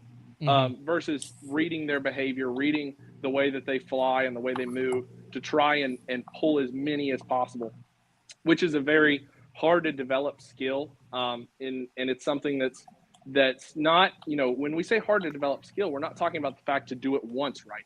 It's the ability to do it right at a percentage of time that is uncanny, something that very few individuals in the world are capable of doing. That's a curated skill, and that's a skill that we've spent a lot of time trying to develop. In terms of, like, you've got two parts of it. One I still think is bigger than the other, which is 80% understanding the fish, understanding what they do, understanding what those variables make them do. And then there's the 20% that is the actual approach, the ability to choreograph an opportunity, which is the way I like to put it. That's the way I always put it, is the ability to approach an opportunity, set up that opportunity to the best of your ability, hit it with the technique that is maximally efficient, and then read that fish's body language to manipulate it into biting, into making it choose that it wants to engage with this fake food that you've offered it. And being able to do that effectively and to the maximum potential is something that's a very curated talent on top of that understanding that I think we're losing a little bit of, and not I think it's objective that we are losing of the 2 periods of the day that we can't curate that. Now, that being said, that is a skill and that is a talent that we as anglers, I'm putting it on us too, and as the industry have not always done the best job at demonstrating, because of the fact that as competitive anglers, we're always looking for an advantage. We're always looking to be on the front side of things, which means as anglers, there's going to be a lot of times where we end up a couple, what I'd say probably 2 years ahead of the general public in a lot of things. And it's something where you can't really bring everybody into the fold effectively with your media coverage as well as you can if you were able to be in the boat personally with all of these people. And it's just not possible, which is something from their side I totally understand. Like, you can't bring everybody full circle by yourself. It's something that takes time. It takes people utilizing this and understanding it and understanding what fish actually do. And it's something we can't curate for anybody. They have to go out and curate it for themselves. So from that aspect of it, like ending up, this is not even the war on forward-facing sonar. It's the war on offshore spinning rod fishing, and how that, it a lot of times, especially in the every fish counts format, it becomes an offshore. I mean, how many tournaments did we have this year that got one offshore on a spinning rod? I don't know. We can't wait, Drew. We can't leave the 3-time BPT Angler of the Year waiting here. We got to announce Wheeler though. What's up, Jacob? What about it, guys? How much of this have you been listening to, and how much of this have you been at the vet? Gosh dang. So my dog Bradley, he's 12 years old, and he bit his tongue when he was he bit his tongue pretty hard when he was running after the side-by-side. So I've listened to about most all of it. He's all good. He's back home, so we're all good. But it was definitely an eventful night. Overall thoughts. Let's be honest. You represent a lot of the BPT. You've got a counterpart there in Justin Lucas with a long list of accomplishments. You guys are roughly the same age. You got Drew Gill, who's a phenom. No doubt 5 top 10s in his first year. And then in the top corner, you have an incoming rookie in Colby Miller, who's coming off a nearly $200,000 year on the invitationals and the Toyota series. So how do you look at this press release? We had Boyd on in the first segment. Like, as an angler, how do you incorporate all of that, keeping the bobby lanes, all of that, while making a career path for Colby Miller and keeping Drew Gill doing what he's dreamed to do since he was in high school? Like, is there a right answer to this, or is this something that like keeps you up at night? Or what's the deal with this? Because to me, like, I don't know if there is a right answer. No, I think it's really a tough one. I think that's why you see 3 different leagues going 3 different directions. I think we're all just trying to figure out what's the right direction. And I think there's, for the people that go in there and they're like, the people are comment that literally talk about, well, scoping takes no skill. You're out of your mind. It takes a lot of skill. It takes a lot of time and effort and mindset and understanding fish behavior and understanding how to rig the baits the right way and weight and everything and understanding where they're moving to and all these different things. But then it also comes down to the fact of the side of just general bass fishing and understanding general patterns and how to run around and fish patterns. I feel like there's the both sides there. So to me, like, from where I'm at in the sport and where I look at things from a different perspective, because I grew up fishing more conventionally, running the bank, going top water, fishing back to creek and flipping and all those things. But then obviously I understand it. I made a lot of money offshore prior to live scope and still continue to make a lot of money and have really high finishes because of that, and some of it not because of that. So to me, it's just trying to figure out that middle ground. I think that MF did a really good job with this, because I felt like, again, is it perfect? Who knows, but I think it's a good start in the right direction. My biggest thing is, and I was really for the whole split of like the 50-50, full scope tournament, not in scope tournament, full scope tournament, 50-50 split. But I just think that got a little bit wonky. And having something consistent every single tournament that I know for a fact that I get to utilize this technology for a period is really important to the strategy of the game. So knowing, that Bobby Lane knows that he can utilize it, Drew Gill knows he can utilize it. We all sort of go at these events and look at them a little bit differently, knowing that you can utilize that technology for one period, but 2 periods you have to figure out some different patterns. It's part of the game. So I really like where it's at. I'm not saying it's perfect, but I do think it's sort of a middle ground that it will be exciting to watch. All right. I've had Alec Morrison on the show. We got Colby Miller here. I'm curious, Colby, like, you look at the top 5 in the Invitationals Angler of the Year, and I'm going to get this wrong. but I think if I do it right, the average age was 25 and a quarter years old, or 24 and a half years old, with an average of a year and a half of experience, and then you talk to Alec and you look at what Jake Lawrence has done. And then all these rules come down. Like, does it bug you that people look at that? There's a portion and go, scopers, and don't look beyond. Like, I mean, I know a little bit about your background, and you talk to what Alec Morrison and like what he did on Lake Champlain, where he like lived out there for like a year and a half to literally scope the entire lake, and Jake Lawrence and stuff. Like, is that a little bit in your craw there, where you're like, dude, like, I'm a damn bass fisherman that qualified for the BPT. I'm not a scoper. Or is it what it is? Yeah, no, in my opinion, it is what it is. Yes, we're all scopers, but like I said before, like, I like to fish other ways as well. At home, I'm not a straight scoper. Yeah, I use it in the right times of the year or whatever, but like, I still like to fish the same old way. That's how I grew up. That's how my dad taught me to fish, and it's gonna be different. Are you excited? Is there a part of you that's excited to deal with all this stuff, or not? No, it's definitely been my dream my whole entire life. I've always wanted to make it to the highest level. So whether or not I have scope or not, I'm going to go out there and give it my all and see what happens. Nice. Is there any level of excitement for you, Drew?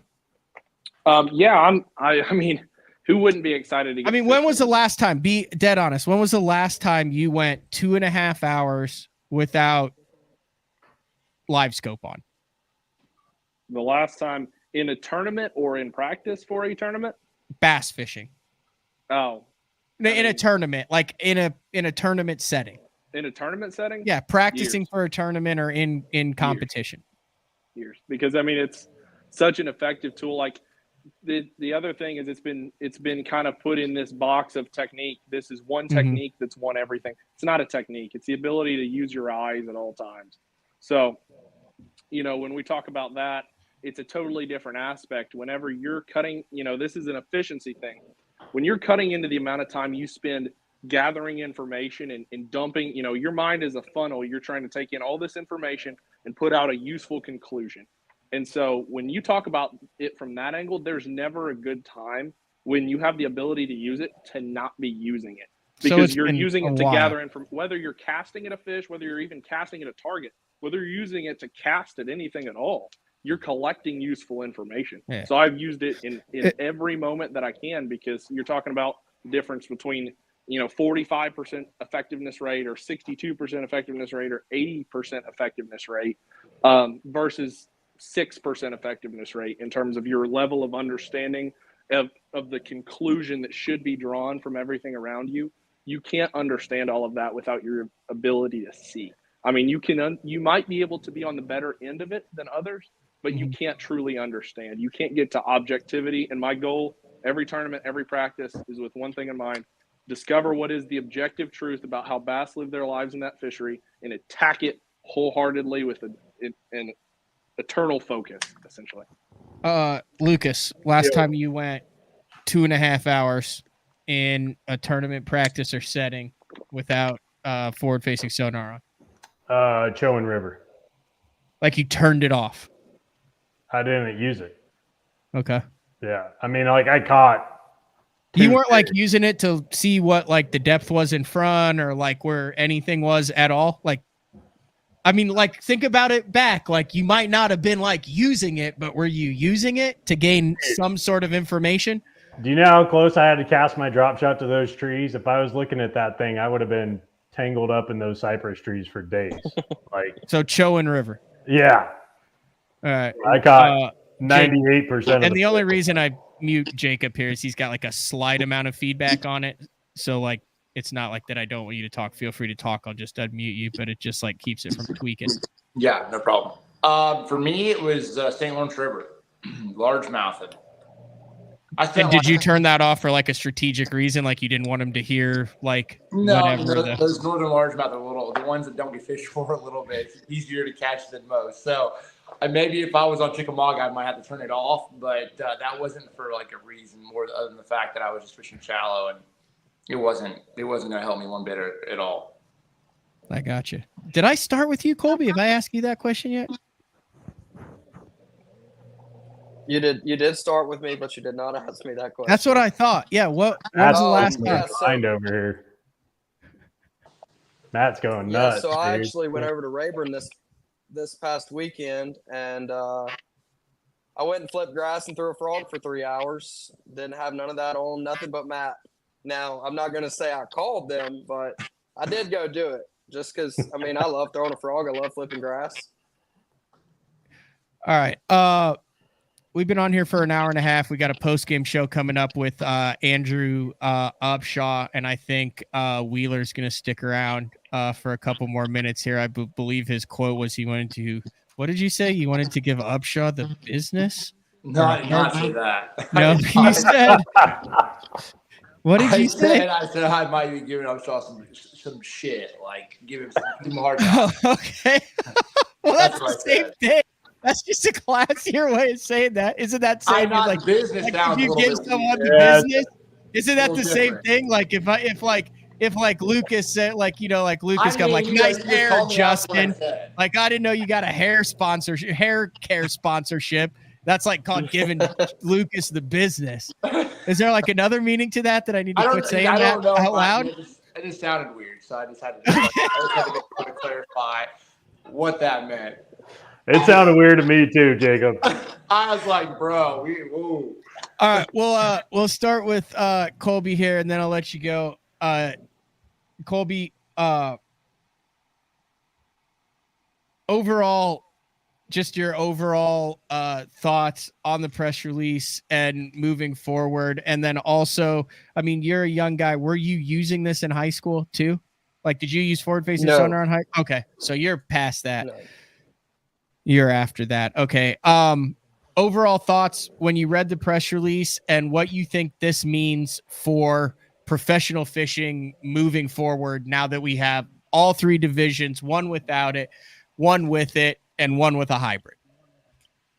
Yeah, I'm really anxious to see how it goes as far as like the other companies in the industry, like I said, it's going to be different. It's going to be, one being completely without it, then one being completely with it, and then us are, we're kind of cut to what we can use and can't, whatever. But I'm excited. I think it's obviously going to be a big change difference.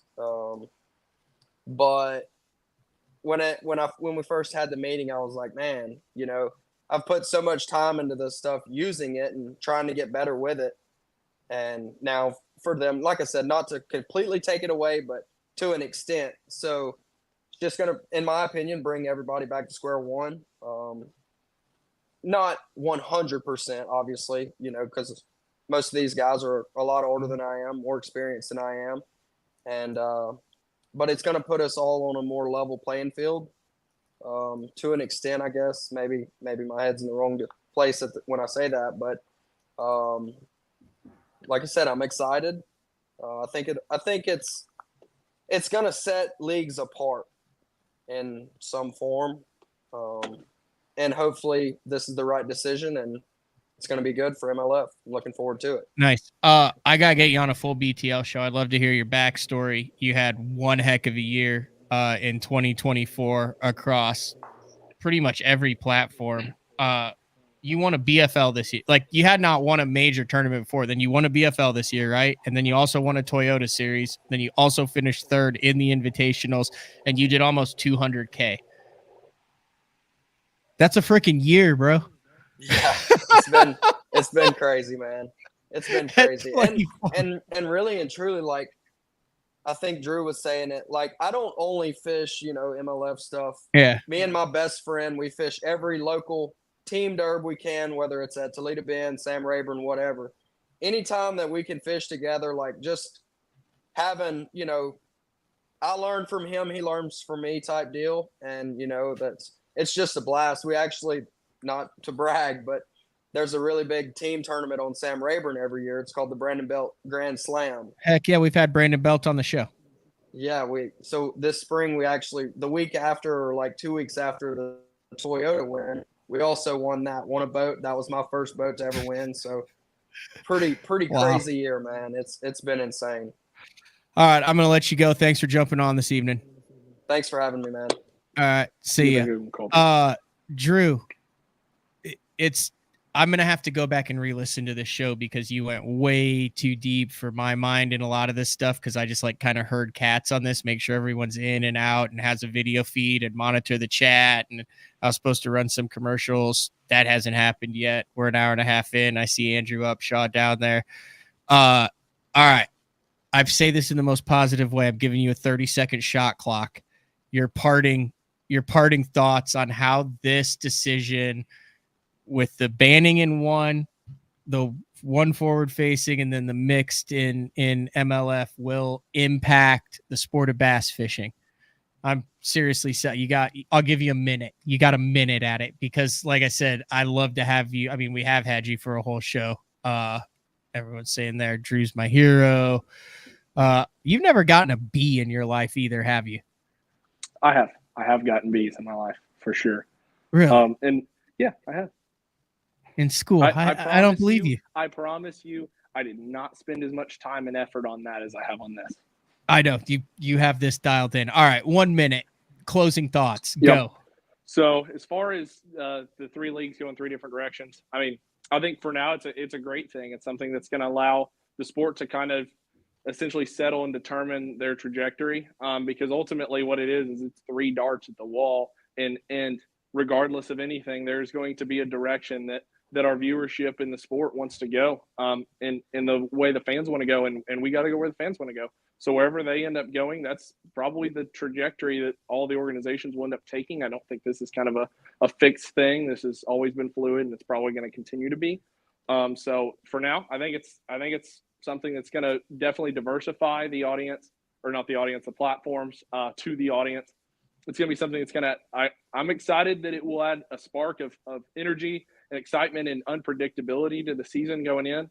I'm excited to fish. I don't want to leave that out of it, because getting to fish for a living is a gift. It's definitely not a right. It is a privilege. And it's something that I'm jacked to get started on the rest of the year, even though it's different rules and different setup.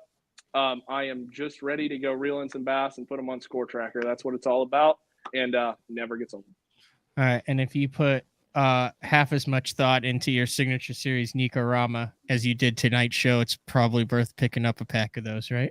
I promise you, we spent a long time on this bait, because all of those features interplay. They got, adding one may deplete another, so we had to find the perfect balance for all of them. But I think we really did, and I've made some money on it here recently for sure, and it's something that I'm going to continue to cash a lot of checks on for years to come. Available in stock at omniafishing.com. Thanks, Drew.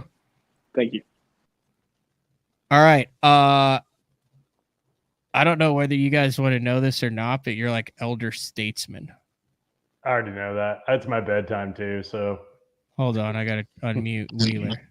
Yeah, I sort of thought that when I was sitting here. I'm like, gosh, dang, we're old.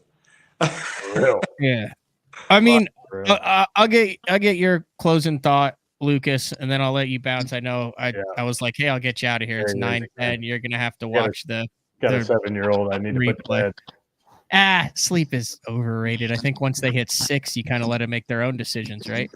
You don't even say anything until you actually have a kid, dude. Or the dog. Just get the dog, and we can start there. Oh my gosh. Your thoughts on this? On this whole thing, like on the decision, on the press release, what it means for Major League Fishing as a whole. I think Major League handled the whole situation pretty darn well. The way that we had the meeting, it went well. We've had some really rough meetings in the past, like really, really bad. And Wheeler, you can correct me if I'm wrong, but I felt like that was one of the better meetings we've had in 5 or 6 years, whatever this has been now. And I also think that what Drew said is very true. I think that the 3 leagues go in different directions. You are kind of throwing a dart at the wall, and we're going to see what the fans want to watch. And if leagues need to make adjustments based off obvious facts of, how other leagues are doing with the direction they chose. I'm sure leagues might follow that direction, of whoever seems to be starting to lead away from the pack, if that even happens at all. Who knows?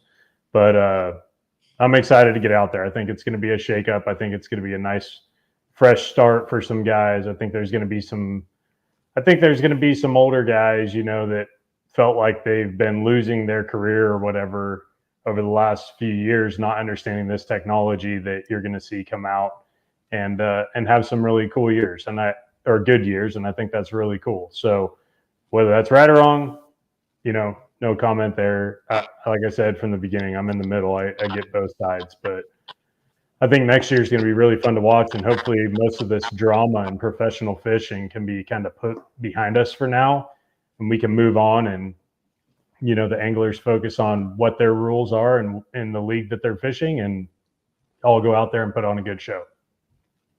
Good luck with bedtime, dude. I always appreciate your insights and your ability and willingness to jump on BTL. See you, Lucas. See you, Coop. Have a good night. Thanks for having me. All right, you're welcome. See you. You're talking about puppies there. Dude, Lucas has a freaking awesome black shepherd. Black shepherd. Yeah, like a little puppy. Really? Yeah, like a female puppy. It's like one of those with like the cobalt eyes and like jet black, like the long fur. Dude, puppies a lot of work too. Trust me. We had a chocolate lab. We had two chocolate labs at one time. Yeah, it's a lot of work. It's a lot of work, man. Boy, there's guys that are fired. There are guys that are fired up about this, and I'm pretty much as real as I can get on this. I think this is about as good as MLF could do. I really do. Yeah, I think overall they did a really good job. I think that. At the invitational side of it, they were sort of, oh goodness. Hello. I'm back. It's a gamer right there. Oh, Upshaw, a gamer. Shoot. They're playing I'm here. You playing Fortnite? Heck no, I don't play no dang Fortnite. What do you play where you bring your own TV and the gaming system and then set it up on the road every now and then? NBA football, is that what he's doing? You're streaming? No, that would be Call of Duty. Yes. Dude, he's good at it too. He gets on with the little headset and he talks to the 13-year-old in Kansas who's on his team, and he's like, I'm behind the wall. Shoot. And then no, I've watched him. It's impressive. I can see it. I've got two things I got to talk about. First off, the business that I'm supposed to be getting in this. I'm just saying. I figured out if anybody's. Wait, we gotta let Wheeler finish. I just threw you on. We gotta let Wheeler finish because I want to get his take on it. Like I said, I think they did about as good as it did, and then we'll do a quick post game show here, and we'll. I want to get Upshaw's thoughts on it. I had Castledine on last week. Yeah. I have a feeling Upshaw's not going to go an hour, but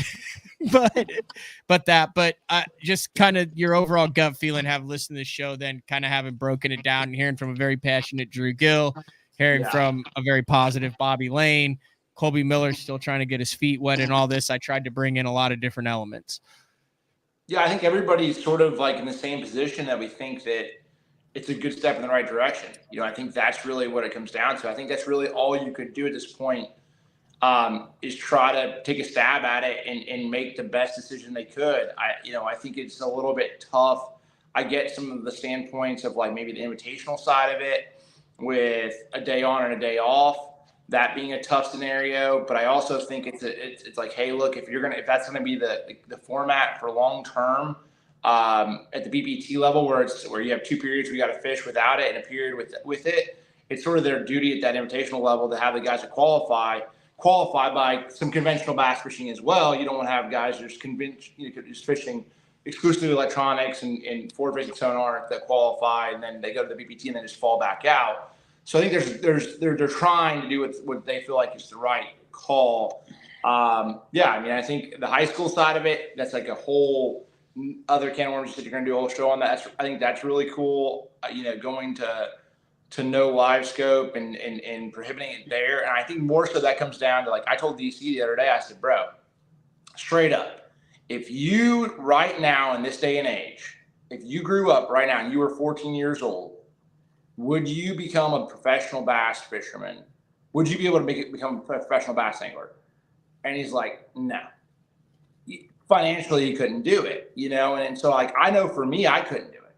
Like, there's no way. So there, to me, like, it comes to a point, like, you want to give that younger, you know, group of anglers an opportunity to get out there. And so, like, I'm very positive on that change. I feel like it ultimately gives a lot of younger anglers a chance to go out there and not feel like they can't compete. Mm-hmm. What do you think, Andrew?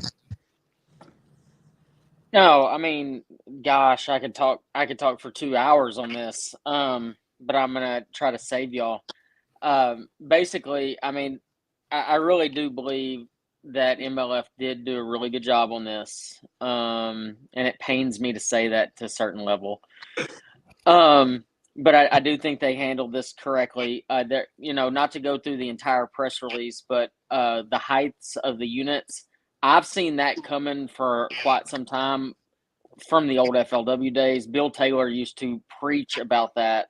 He hated the fact that the units were so tall and people couldn't see over them. And so, I mean, I think that was a really strong move beyond just the forward-facing sonar aspect of things. I think that's a very smart move, and just from a safety aspect. As far as one period on, a couple periods off, and even in the invitationals, a day off, a day on, I think that's a very unique format. I think it's going to be very successful. A bit disappointed on Bass's take on it, but like all have really said in this regard, it's pretty cool to have one completely without, one with like a hybrid system, and one that's basically saying you can have it. So you'll kind of be able to judge. I don't know if anybody has the right answer. I think there's a lot of different ways you can look at this. I know for a fact that after fishing the opens for the last handful of years, and fishing against 225 people, I really, especially with forward-facing sonar, it has made me a little bit more tainted on it. But it's also forced me to go out there and learn it more and more. And I feel really confident when I turn on my active target too, that I'm going to be able to go catch a bass or catch a crappie, whatever it may be. But overall, I like every form. I mean, I think everybody has kind of done their own thing, and I think that's probably smart, even though, I mean, I'll be the devil's advocate here. I really think it would have been almost better if every league got together and made a decision that was best for the whole industry and said, okay, we're all going to do X, Y, or Z. But when you start looking at that format-wise, MLF's format's so much different than everybody else's, though, so it doesn't really jive as much. So I understand where they're coming from. I think it was a good call. MLF made a good call. And from the past that they've had, I mean, I think they're going in a semi-right direction as far as, especially on this decision. I'm pulling something up, and I want to get both of your takes on this. Oh goodness, is it? It's not Jacob Wheeler's golf swing from my wedding, is it? Hey, Jacob Wheeler, you just no. Bring that up. Yeah, you don't strike me as like a good golfer. I don't know why. Straight Happy Gilmore. Happy Gilmore. Happy Gilmore. Straight up. I mean, like, not even just like as a joke. Like, that's his real thing. Like, steps into it. I used to do that, but I don't do it as much. I'm more of like a half swing kind of guy because I haven't I haven't taken the time. My thing is this. Everything that I do, I want to do it really, really well. And if I'm going to put the time, it would take me years and probably never be good at golf. But I mean, if I would take lessons, I'd have to, because my form's trash, everything's trash. I'm not even getting into it. It's so bad. I'm surprised, like, you know, like you've got you got the football guys, and you know, a lot of the basketball guys that love bass fishing. Bobby Lane, actually, Andy Bean, who was a long time, he just recently passed away, golf professional, top fives in majors. But as far as like major PGA golf stars, like, are there any of them that have connections to the fishing? Like, those guys have to like fishing. I mean, think about all the ponds and places that they get to go to. I know some of the guys like fly fish. No, Jack Nicklaus, I think, likes fly fishing. But other than that, like, it kind of surprises me that none of those guys are like bass guys. Is that? I mean, they golf all the time, dude. I mean, that is number one. 1A, 1B, 1C. I have friends I don't even know. Like I don't follow the golf scene very, very closely, but I have friends that are friends with PGA golfers that are like, oh yeah, you got to come down and come fish these ponds with us. And I'm like, all right, yeah, I'll come down there sometime. I don't know the golf scene, so I don't know, but I'd be all about jumping in on some of that. But I think they do watch, and I think quite a few actually do. Okay, I found this. So, the World Series of Poker went on last month. I don't know if you guys are aware about this. Did either of you guys know that? Like the main event, World Series of Poker. Yeah. The main event, $10 million. That's utilized on TV. Did you guys hear about what? Did you guys hear about what happened? No. Somebody won. Yeah, someone won, but Martin Craybill did it. Investigated by World Series of Poker for cheating after winning $2.3 million. So, what happened was, this is the wrong article. Son of a gun. Was he using forward-facing sonar? Yes, he was.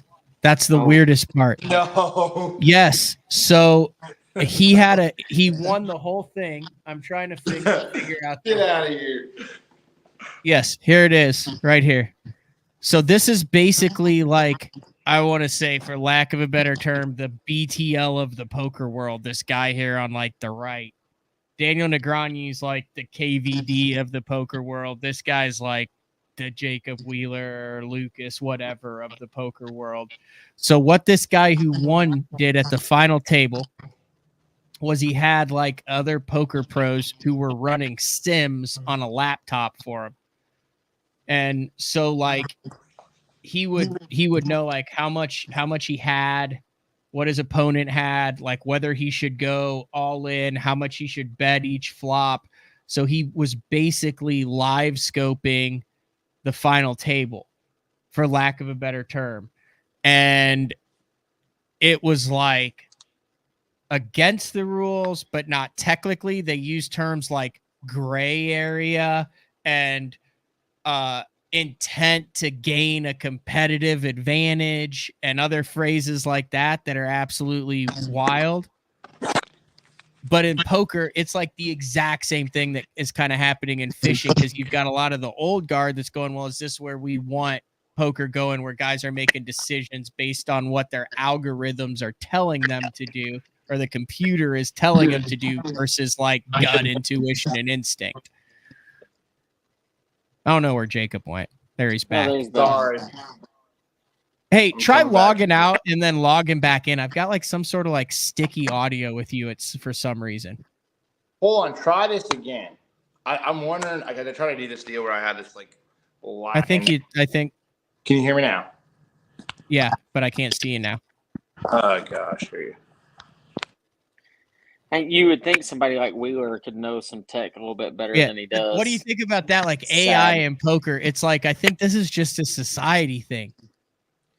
I mean, Matt, technology is booming right now. I mean, you're getting new tech in every single sport, every single thing that we do.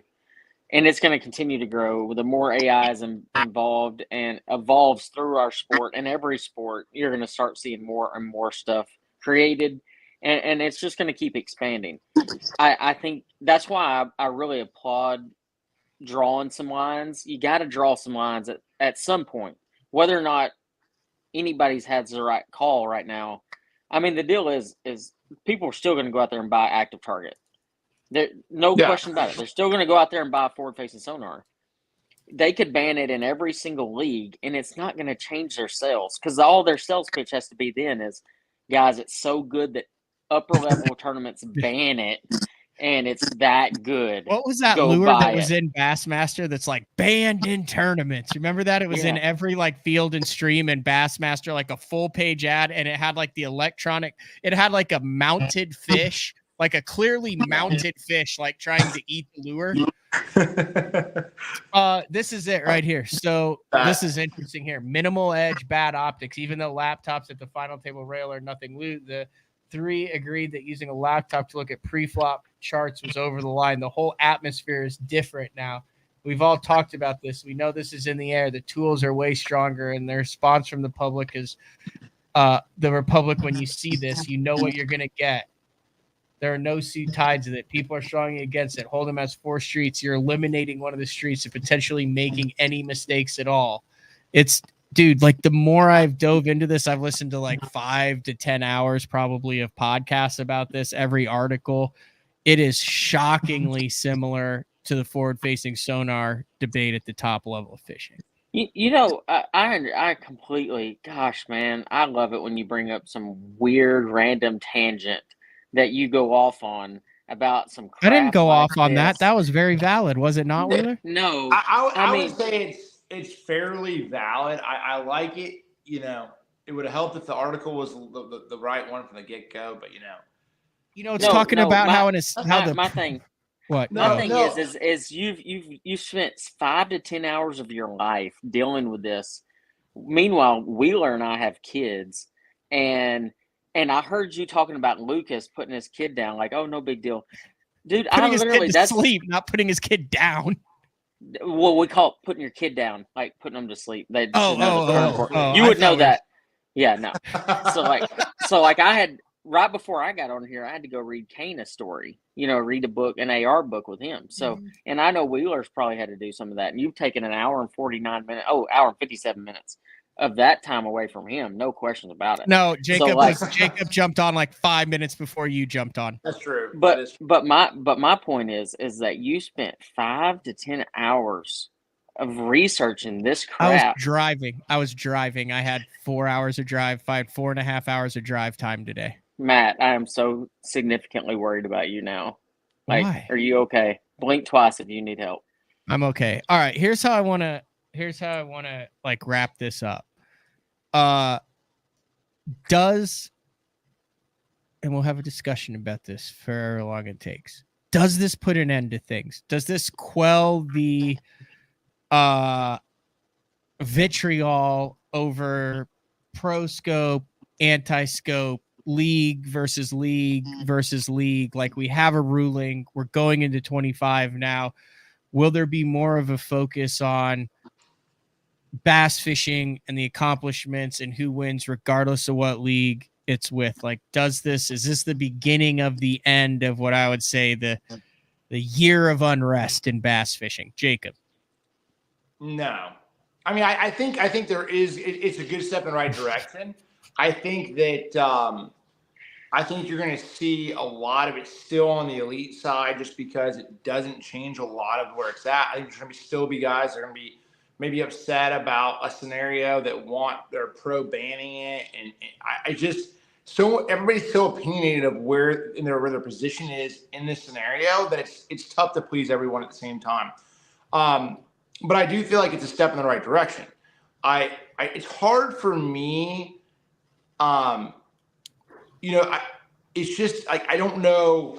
I think we're going to get this. I think we're getting there. I think you're 2 years out from like knowing the final position of where we're going to be at as a sport and where the full direction is going to be at. And I think that's just where it just takes time and competition and fans' perspectives and watching live, and if it's entertaining or it's not. Because I mean, the thing is, you really have to think about this. Your catch rates will go down. Like, if I was Jacob Wheeler as a competitor voting for this, I'm voting not to ban this or not to even exclude it. I want every period I possibly can get, because it makes my job that much easier. Like, I know the technology enough. I'm like Drew said, you're 10 times more efficient on the water fishing offshore than you ever have been with any other technology. You know where the fish are. You're making the cash. You're doing the things right. So it's hard. It's going to make my job that much harder. But I love the strategy side of things. So I'm long story short, I don't know if it'll be the end of it by any means. But I think you're a year out, maybe 2 years out to getting, probably 2 years out to sort of finding the final product of what the happy medium is. Mm-hmm. The perfect scenario. Andrew? I actually had this conversation with another angler the other day. And I'm going to talk about forward-facing sonar for a second, but then I'm going to go a little off a tangent here. The one thing we have done very successfully as anglers is continue to limit ourselves. The very best thing for these tournament organizations right now is for us to be talking about ways to hurt ourselves. And that's all we're doing right now, truly, is we're taking tech away and making fishing more difficult and continuing to complain about these things. Now, if you really want to get to the nuts and bolts of things, you look at the amount of money we continue to pay in and the amount of money that we continue to lose on payouts. And that's the things they don't want you to look at. They would rather us continually fight and just claw at each other over stuff that is going to eventually help us to make our jobs easier and more efficient and more successful. But yet we're not really talking about the real topics at hand. And they want us to continue to talk about these. They want the conflict there, because the more the conflict's there, the less it is where we need it to be. Now, what? Unmute me. You're unmuted. Okay, good. Okay, so like I agree with this, and this is like I 100% agree with you on that. And so like my whole thing with that is something I want to bring up before I do that is like, okay, this is something that I have a fundamental issue with as well. Like I have respect for the NPFL. I think NPFL, but they're not a professional league. Like they do not, and the reason this is where it comes down to. Okay, look.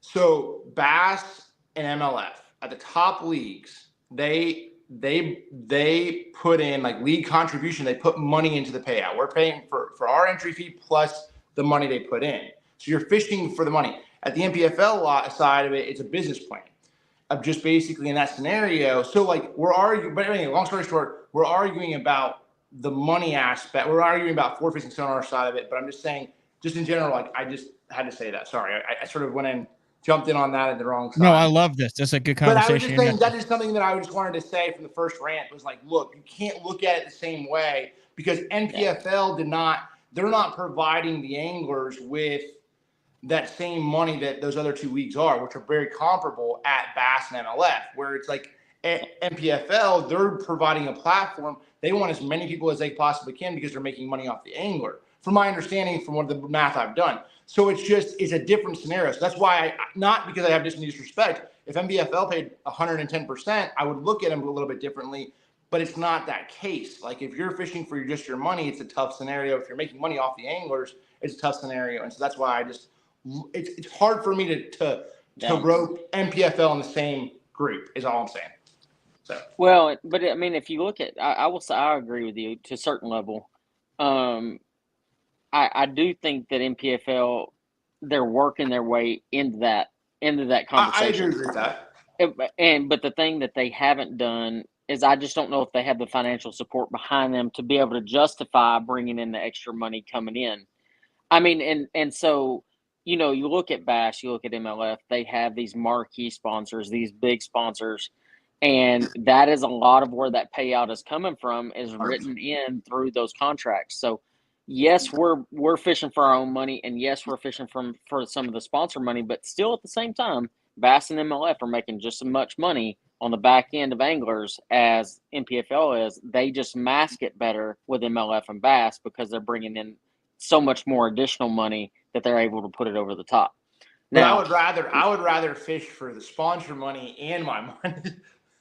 Well, yeah, no, I agree with that completely. You know, I think that's the end goal for NPFL. I've talked to their ownership quite a few times, and I mean, obviously, they want to get it to that point. Yeah, it's just not quite gotten there yet. And I do, and I do think it's coming. And I think making the ruling that they made on forward-facing sonar is a step in a direction, whether right or wrong. It's a step in a direction and allowing them to separate themselves from everyone else.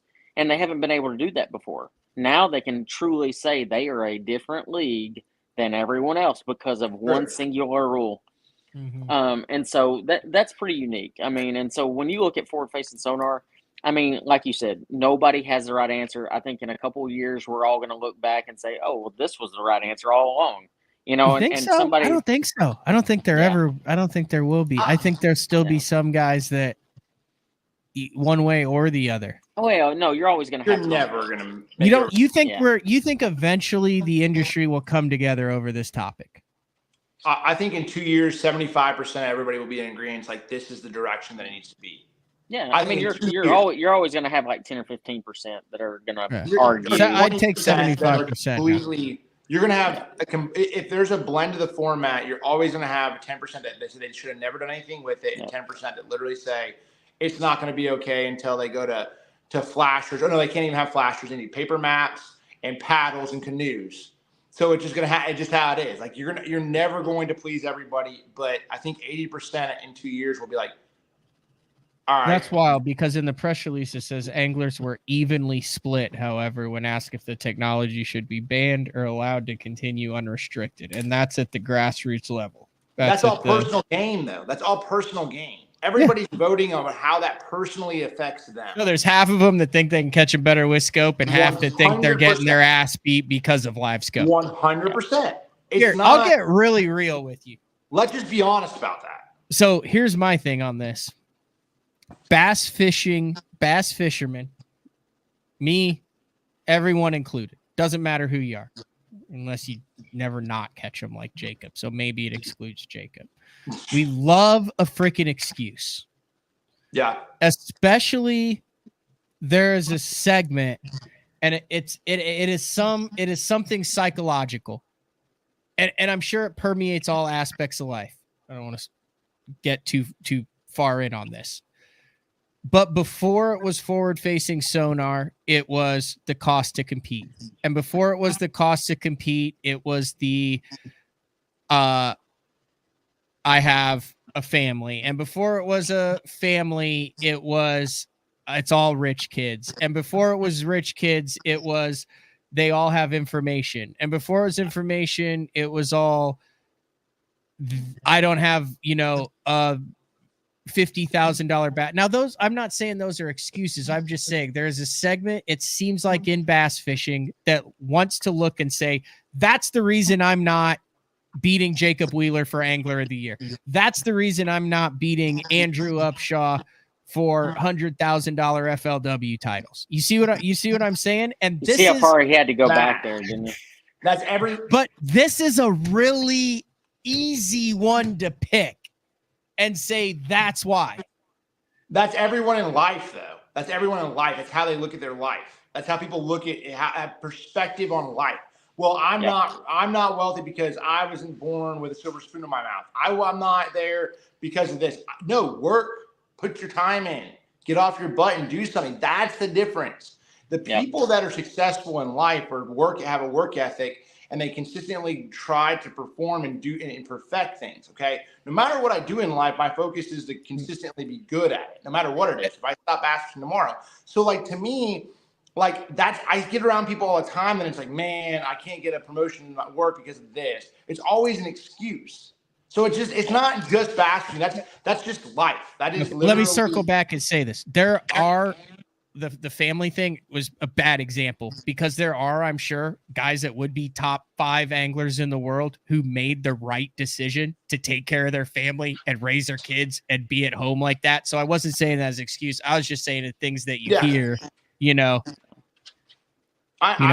if I hadn't knocked up the old high school girlfriend, I'd be out there freaking, angling on for the AOYs right next to you there, bud. Yeah. No, there's a little bit of that. There is a little bit. There's probably a little more of that in the sport than anything else. But, and that's why I have a hard time like buying into majority of it until something like this comes along, like where it is such an impactful technology. It is insane how much more efficient we are as anglers. And it is insane if you completely commit to the technology and you have, I have a hard time doing it all the time. But if you do, like the amount of. Okay, but isn't that your fault? No. We got to get to the crux of this thing. Why didn't the anglers who have been on tour for however many years fully commit to it like these anglers that we've seen coming up like this? Because if you did, would you not have the same results of them? And then you would then be able to utilize your skill and all the little things that came in. So it's really your fault. And you could say a complacency of sort because you didn't want to fully embrace the technology like Drew Gill said, which is to catch either the most pounds or the biggest bass. And now because someone else figured out a better system that wasn't a system that you liked or were better at, now you're saying, oh, like I said here, it's the wrong people that are winning with it. Well, I think it's easy. I think it's easy on this one. I mean, when you start looking at when you start making the comparison of like, okay, the older guys, the reason they haven't adapted to the technology. Matt, when you've been fishing for 20 years, 25 years, 30 years, and you've learned every single technique, every time of year, and you've repeated this process for 20 years.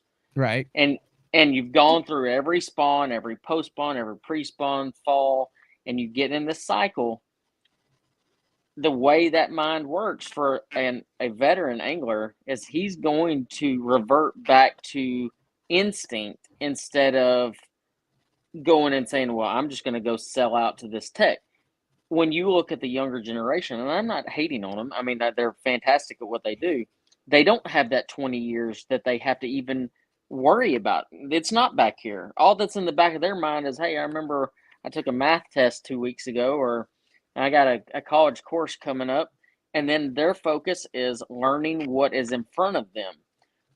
As a veteran angler, and I feel like at this point, I am to almost I know a certain we all level. are. I just turned 40. It's you know, crazy. you tend to revert back to safeguards almost. Like you're like, okay, I'm this first hour of the day, I'm gonna go throw a top water and I'm just gonna got go a fax apparently.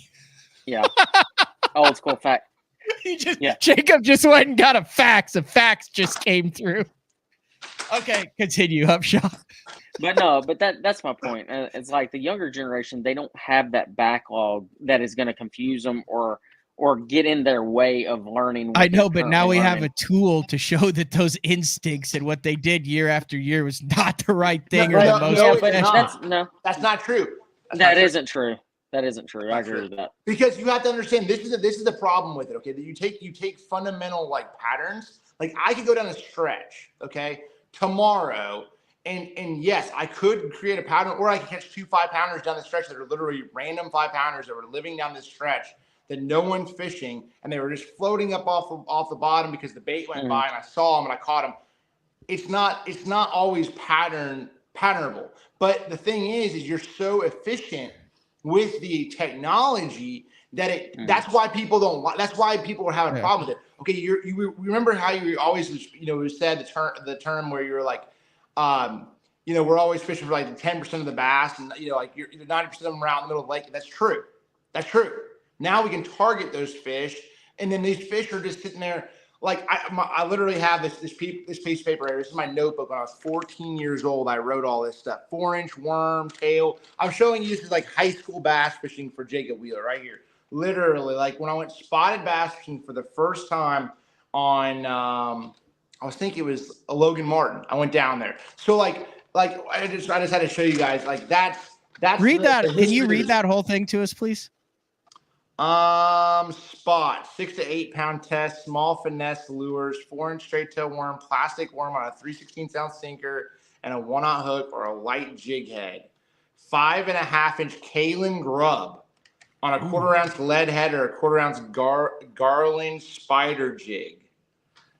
Fishing brush piles, something about a ringworm, Zara spook. Ooh, the ringworm's sneaky. A jerk bait, a jig, and a 3/4 ounce Hopkins spoon. That's how I caught all those bass down there in Logan Martin back in December of 2015 or 2005. Could you imagine if you had scope back then? Oh my gosh! But anyway, shut up. But I mean, you know what I'm saying? This is the thing. This is a very valid argument. Like I'm not in this. Like I understand. Like I feel for the guys. like you always hear that saying, you can't teach an old dog new tricks. Like that is sort of where we're at in this scenario. Like I still get drawn back to the bank, but the efficiency of just dropping your trolling motor and panning irritates the crap out of me. It just, I mean, I'm going to be honest with you. Jacob Wheeler, it irritates me so much because if you just aimlessly pan a whole pocket, you're not going to a specific thing. You're literally like, there's 10 bass in this pocket. I'm going to take my time. I'm going to catch these 10 bass. There's not a rhyme or reason. Yeah, you're fishing the pocket. You understand they're going there, but you're not like, it's not like, dude, they're on the grass lines. They're on this, on this or the, oh gosh. Hey man, old school, man. I wasn't doing that to make funny. I was literally doing that to show like old school. That's you when you're 18 years old. I was skipping a tube and a No, stupid tube. Stupid tube. I did. No, continue what you were saying. Keep talking. So anyway, so for me, it came down. It's just all patterns. Like it's all like I'm fishing a boat dock. I'm fishing like things, and you understand. You get a bite, you sort of trigger off of that, and you run around and you run that pattern. And you sort of figure out what's going on. You're not making those gut decisions anymore as much. You're making decisions based off of what you're seeing, which I'm not saying, okay, yes, you're way more efficient.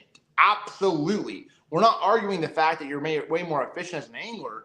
We're just saying that, like, if that's all you do, like, what's the skill in, like, if I pan, okay, I'll give you for instance. Okay, Toledo Bend this last year, we fished as an MLF EPT.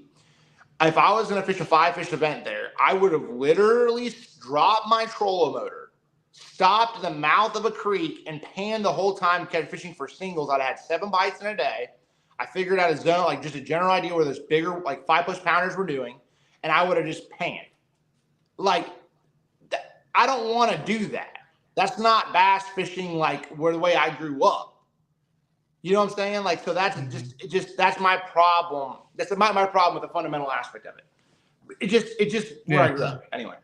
My God, did you have to bump every single fish you caught in this tournament? So you have to understand. So this was this tournament. It was a 14 to 16 inch size limit. Like it was like a slot. So I think it was like 12 to no, it was like green pumpkin 2, man. Look at that. I'm telling you. I listen. That was a godsend. I'm not gonna lie to you. Like I would not fish. That was crazy. Are you that whole tournament? I don't even know. Hell, hold on. I think that's is that Wheeler is this the just reason ran. why I got that jersey right here. The Snickers jersey. the peanut butter Snickers. Listen. That was the that was a crazy tournament though. That really was. I mean it was. Dude, you know, I have tried so hard to get Brett Height's Imodium AD Chewables jersey so I can put it in my studio right there. And he claims that he can no longer find that version. Yeah. Not just Imodium AD Chewables. No, that'd have been good. There were some good ones back in the day.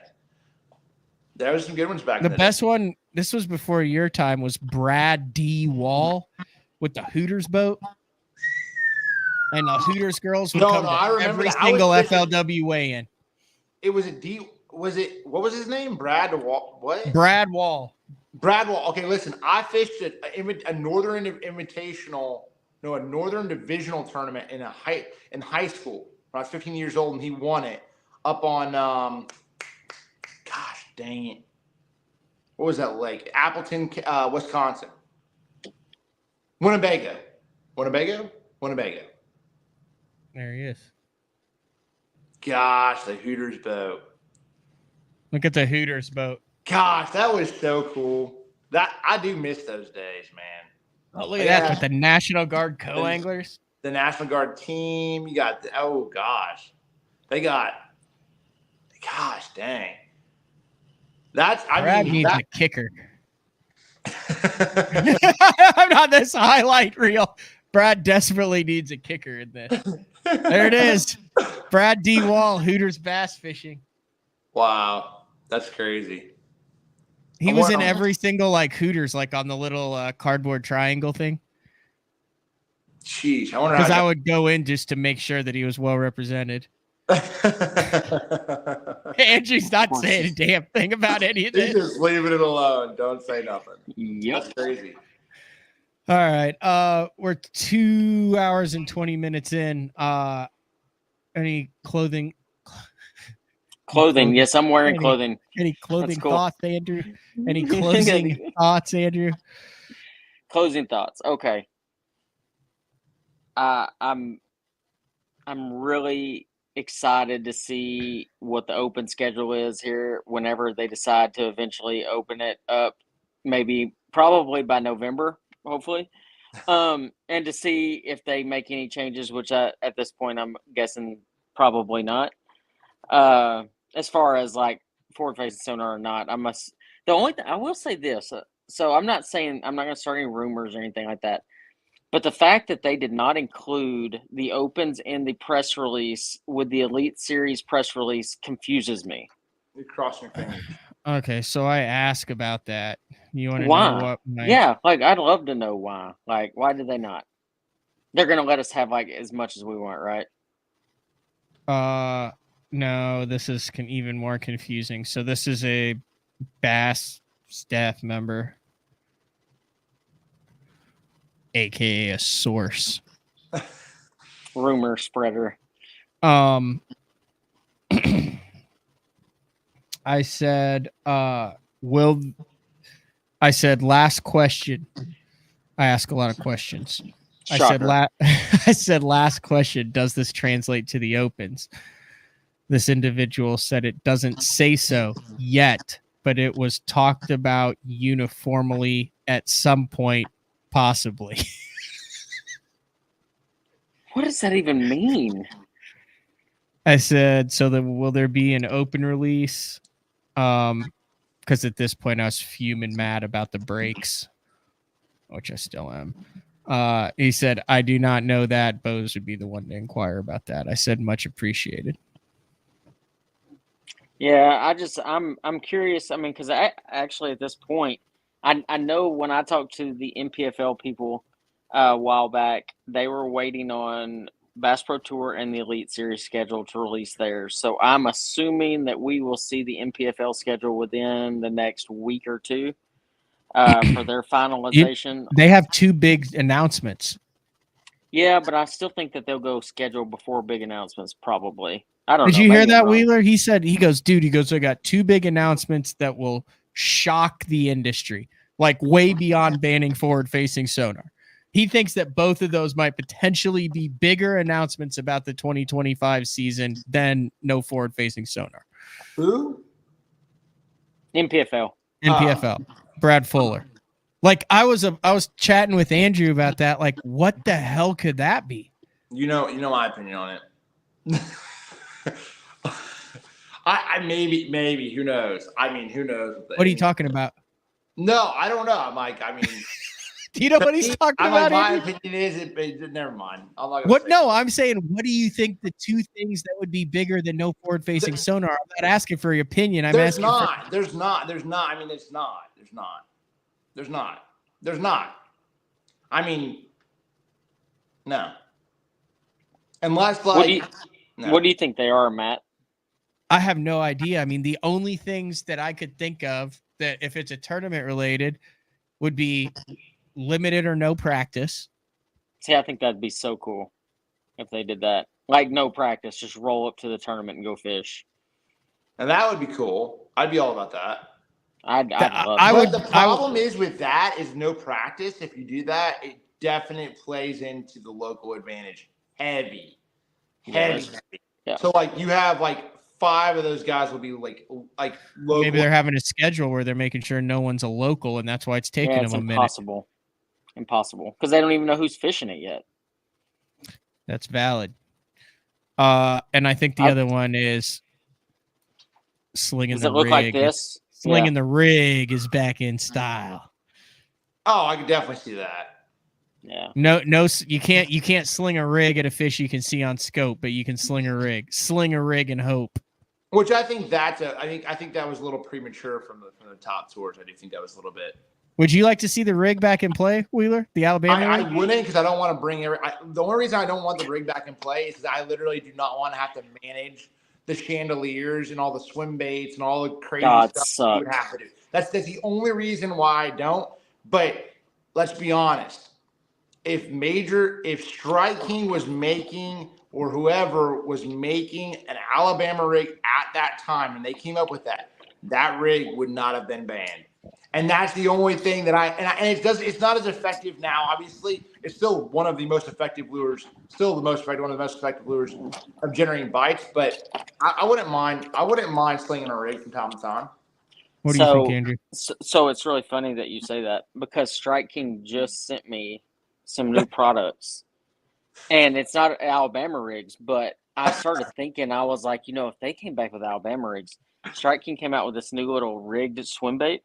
Yeah. That's made for Alabama rigs.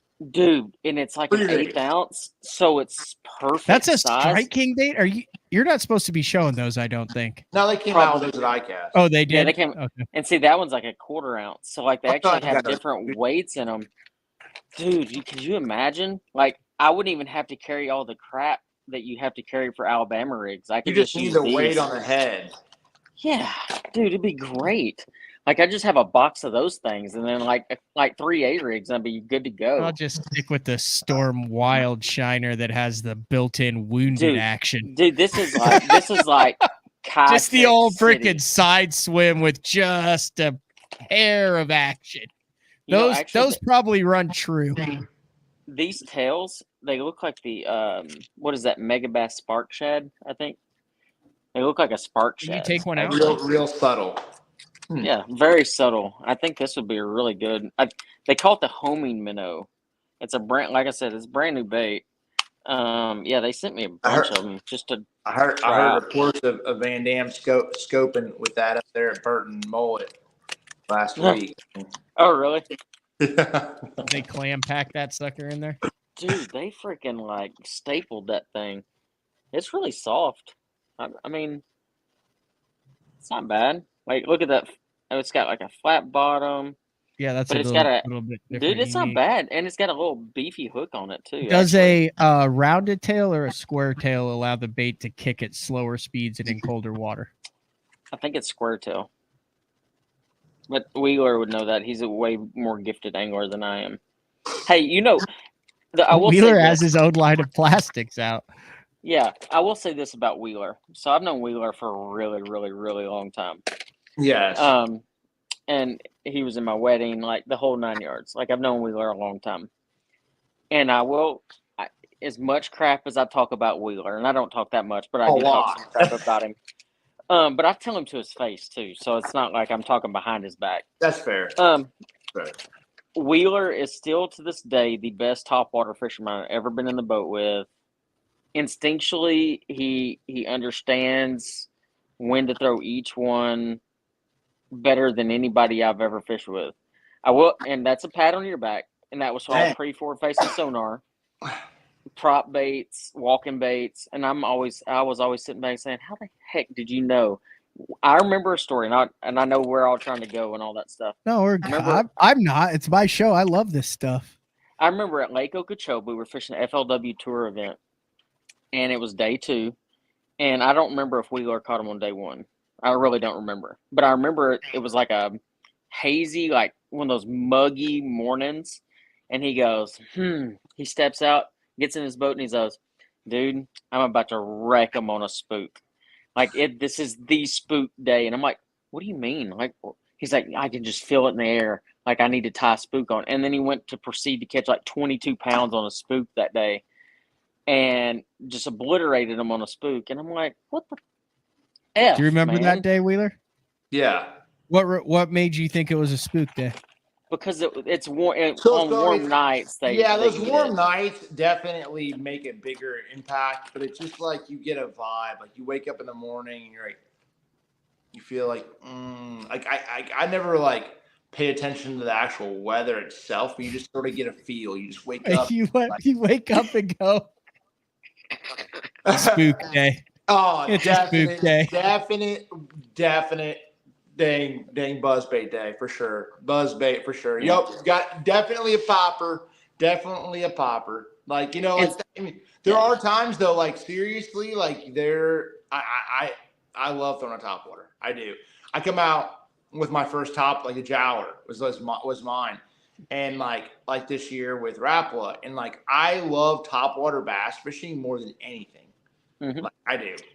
And not everybody knows that. And I've been able to be in the boat with him quite a few times when he's throwing the top water and catching them on it. And it's always a lot of fun. I always learn something, like one little nuance that he does in his top water game. So it's pretty cool to see. But I as it relates to forward-facing sonar and the decisions that were made, I actually think you're going to get to see a little bit more of the old Wheeler come out in period 2 or 3 or however they're balancing it out. I don't know if they're doing 1 to whatever.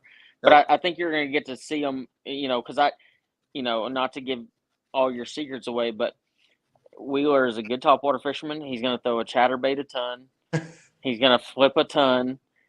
And there's a lot of things that he's going to do that I think is going to open some eyes of like, oh, man, I hadn't seen Wheeler do that ever. And it's just because they hadn't watched. Okay, you guys can do whatever you want over at MLF. We've seen that over the past 6 years. You've tried a lot of things. That's true. That's fair. Well, why can we not do a topwater only first period? Man,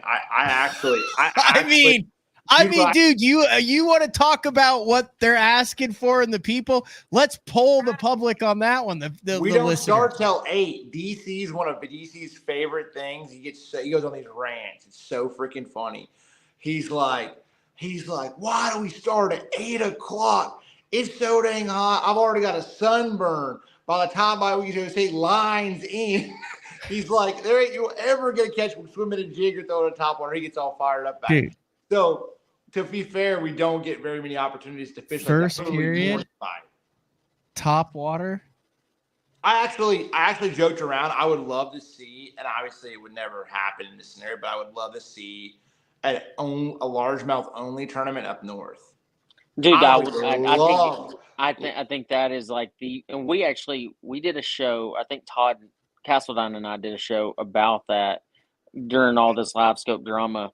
It's like, if you really want to showcase a fishery, go to Champlain, go to St. Lawrence River, one of these places, and largemouth only. If you catch a smallmouth, you got to throw it back. And it eliminates, and it eliminates the forward-facing sonar aspect of all this. Because, I mean, like you were talking about, I know Matt asked you earlier, like, when have you turned it off? And it was when you were on the St. Lawrence River fishing for largemouth, because you really didn't need it because you're in 8 inches of a foot of water. So I think it would be a very highly viewed show if they did it, because you got to think of it, the TV first, the show aspect of it first. I do agree. And I don't think it'd be anything crazy. I mean, I remember we were at a Ouachita. Now, granted, I think it was a state law or something like that, but you weren't allowed to weigh in smallmouth at the FLW Cup, and I remember Castledine catching a 4.5 pounder, and he had to throw it back in the Forcewood Cup. But it was a smallmouth, and he couldn't weigh it in. So, I mean, I don't think it's anything wrong with it, especially if you're on such a diverse fishery like St. Lawrence or even St. Clair. I mean, there's a lot of didn't Ish have a freak show bag on St. Clair? Yeah.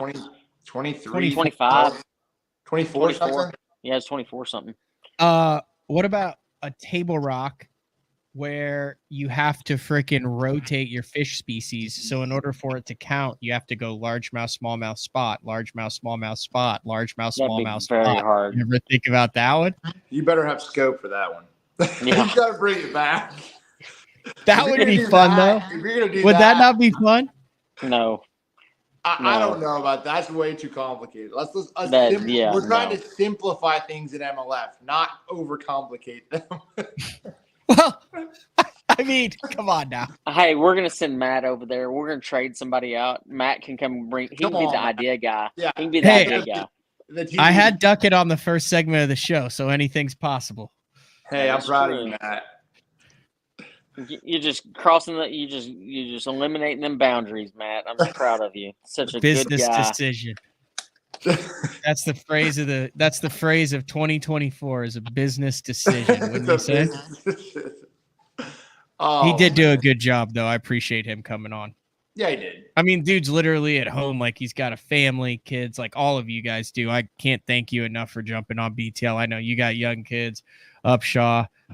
You've got a young kid. I was just making sure I wasn't forgetting one of them. I'm pretty sure. Well, I've got 47 kids because I'm head coaching 2 football teams right now on top of everything else. So yeah, I just got back from football practice and I had both my teams there practicing at the same time. So yeah, it's I have a lot of kids. I look after all my kids and they're all basically mine. So that's cool. Yeah.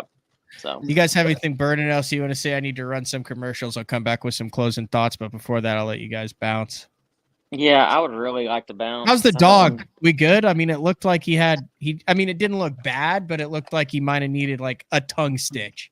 Well, that's what I was. So the thing, yeah, he's fine. He's just 12 and can't run like he used to. He doesn't look 12 in the picture you sent me. He looks like 12.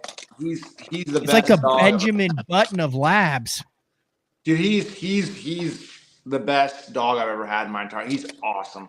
He's great with my kids. He's with the kids. He's just great. But like he just wants to run around and like my wife took off around basically for half a mile and he started running after the side by side. By the time he caught up, he cut his tongue and was about exhausted. So she was freaking out about it. Yeah. So we got it. He's all good though. But it was definitely he's all taken care of now. He's probably up there just sleeping on my pillow right now. There you go. What do you have coming up on Andrew Upshaw fishing video wise, and then on Let's Fish TV show wise, Andrew? Well, I just got done wrapping up 2 shows in one day. We shot 2 yesterday actually, and that turned out to be pretty good. Caught some bass, caught some crappie. And that's what makes the show cool is you get to catch a little bit of everything. I'm going to just be honest. There's no shortage of content ideas right now with all the drama and fishing. I'm really trying to refrain from going down any of those easy paths and try to go other ways. But sometimes it's hard not to just talk about some things. That's why I just went all in on both of them. Yeah, might as well. I don't know. I'm glad that you did this. I'm glad that you invited me on. I was really surprised because I was like, okay, I understand even having Boyd on and Bobby and Lucas and Wheeler and Drew Gill, but me on this one? I was looking for an influencer with a following who followed the industry, and like I racked my brain and I had Castledine on the last one and you made total sense and you know it from a lot of different angles. You do. I try to keep an open mind, even despite some of my other stuff. Actually, Castledine told me the other day, so I haven't fished an MLF event or FLW event since 2019. The last one I fished I won it on Cumberland in 2019. I've yet to fish another one. And Todd told me the other day, he's like, dude, I think it's been long enough. Maybe you should go over and fish one. And I was like, 5 years. I was like, I don't know, man. Like, I don't know if I even know how to fish over there anymore. So, but yeah, he was like, man, maybe, the Toyotas are so good. And I'm like, yeah, I know. I said, but then I'd have to go over there and fish. And I don't know if I can do that. And so, you want to talk about petty and holding grudges. I try not to be that person. And I preach to my kids, don't be petty and don't hold grudges. But golly, it's hard not to sometimes. Andrew's worse than my wife. Fishermen are just bad in general. Bad. I get it. I think it's because we have 12 to 15 hours a day by ourselves to sit out there and just let it eat at you. I can understand that. That's a good. I'm like this super positive, happy-go-lucky most of the time. So I feel like I'm pretty positive. I feel like I'm pretty positive. I don't know, but anyway. You disagree, Andrew? I solely disagree. You think I'm not positive? You're so negative. Really? Yeah, you're out here dating mine. I'm like, really?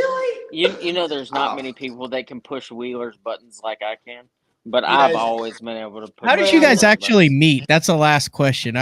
You didn't know. You say you've known each other for a long time, but I'm curious how the hell you met, because you're in Stephen F. Austin, Upshaw. You weren't on tour until 2012, right, Jacob? Yeah. That's when we met. When? Yeah, it's 2012 on tour. Yeah. Mm-hmm. Yep. And then Upshaw taught You're me just a lot. like, what's up? Like Upshaw was like, he taught me a lot. He actually, I didn't understand. Like, I mean, I was super green, and so like Upshaw, like I've learned a lot from Upshaw, just understanding grass and this and that, and I didn't know what a drain was when I went to Texas. I was like, what are you talking about, a drain? Like, huh? And I was like, so it was just, I've learned. It was cool. It was fun. I know, obviously, Dad, Larry, Kay, and the whole family. Like, it's. Hey, you want to know the funny thing? My wife just walked in, and did you know, Matt, that the first date that I went on with my wife, Wheeler was there. We went and had sushi. Well, it wasn't a date. It wasn't a date. It was more of like a just meet in person. Yeah, it was more of that. Yeah. But yeah, Wheeler was there. That's right. Yeah. We were hanging out. We were at the James River. That's right. It was a tournament. Mm-hmm. Yep. That's not a bad place to get sushi. James River was not a bad place to get sushi. I agree with that. Worst hotel I've ever stayed at in my life was in James River. I agree with that as well. Hey, at least you had a hotel. You would have been remember what we stayed in, Upshaw? Yes, I do. That was a terrible experience. Well, that's because you didn't know that you could close a window, but we stayed in a van by the river. I'm not kidding. With a generator that we had to decide whether we wanted electricity in the van or whether we wanted to charge our boats, and we stayed warm by building a fire every night. No, I'm not. Promise. Oh my God! Worst experience ever. And to get there, like the road was so rutted up. Like every morning, it was like, God, I hope we freaking make it out of there. Gosh, that's pretty bad. And Hallman loved it. Hallman loved it. Yeah. He was ready to move there. It was the weirdest thing ever. Well, guys, I hope I haven't taken you down too many tangents today. Wheeler, it's nice talking to you, buddy. As always. Good luck this year if I don't talk to you anytime soon, because I normally hear from you about once a month. But yeah, I know you're a busy guy. So if you need something, holler at me. Matt, thank you again for having me on. Yeah. Thanks, Andrew, for staying up. I appreciate it. We'll see y'all, guys. See All ya. right, Upshaw. Be good. All right. Thanks, Jacob. I appreciate it, man. Appreciate you so much. See you, man. All right. See ya. All right. We'll take a break. We'll come back. A little bit of a schedule change. So I have no show tomorrow, but then there's 2 shows on Thursday. The reason for that is his first appearance on BTL. Had Spencer Sheffield on last week and was talking about, I guess Ron was over there, and I was like, dude, like I'd love to hear some old school FLW stories. And he's like, yeah, bring it on. So the only time he was able to do that was on Thursday. Well, I mean, that was what I was going to announce after the break. So I guess that's kind of counterproductive now, but we are going to take a break. We'll kind of wrap things up when we come back. It is the BTL MLF Mega Show.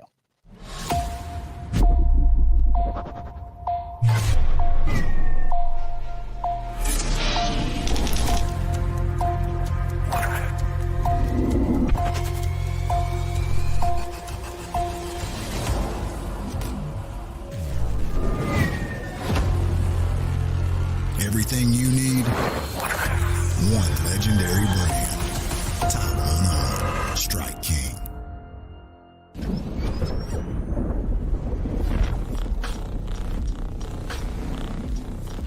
Gear that just plain works. Cast after cast after cast.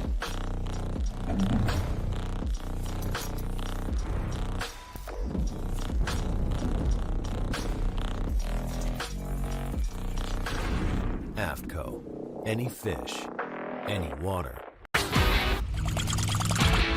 Yes. Fishing isn't just a hobby, it's an obsession. Whether it's blazing hot or bitterly cold, bright sunshine, raining, or even snowing, someplace, somewhere, there's a fish that's ready to bite.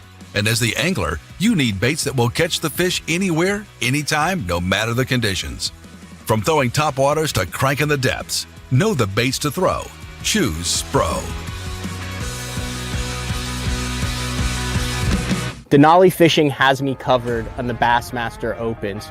From their line of high-end rods, from the Android series all the way to the TAC series, the Novus series bait casting reels, all the way to the Covert series of tungsten in the cylindrical and the teardrop shapes. Denali has everything to keep me covered, whether I'm finesse fishing for smallmouth on the Great Lakes or flipping for largemouth in the slop down in Florida. The complete lineup is always on my deck and in my boxes. Denali Fishing. All right, wrapping things up here. MLF Mega Show, big shout out to Boyd Duckett, Drew Gill, Justin Lucas, Bobby Lane, Colby Miller, Jacob Wheeler, and Andrew Upshaw. Drew Gill was on one tonight, and I could understand why. I mean, I can understand why. And I love the passion. Give me a dude who's passionate about it, who has a little bit above my head, but a well thought out response to everything. Not just I don't like it, not just no way, but a well thought out response, rational, passionate.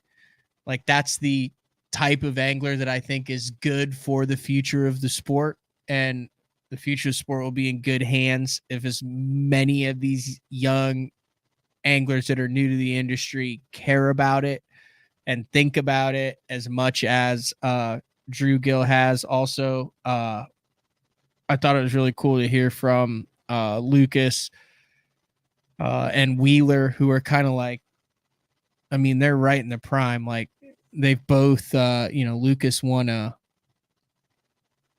Angler of the Year, without scope. Wheeler's won All-Americans, Forest Wood Cups, BPT events, and both of them now are thriving with it. They've been two that have done a very good job of adapting. But then, part of my thought process also is like, I fish the opens and stuff, but like, damn, those guys have accomplished a lot. So like, when you start hearing a lot of respected anglers at the top of their game, all kind of starting to echo the same thing, like, regardless of what you think personally, you have to be like, okay, like, let's take it out and look at this objectively. Like, maybe they're all saying kind of the same thing because they're right.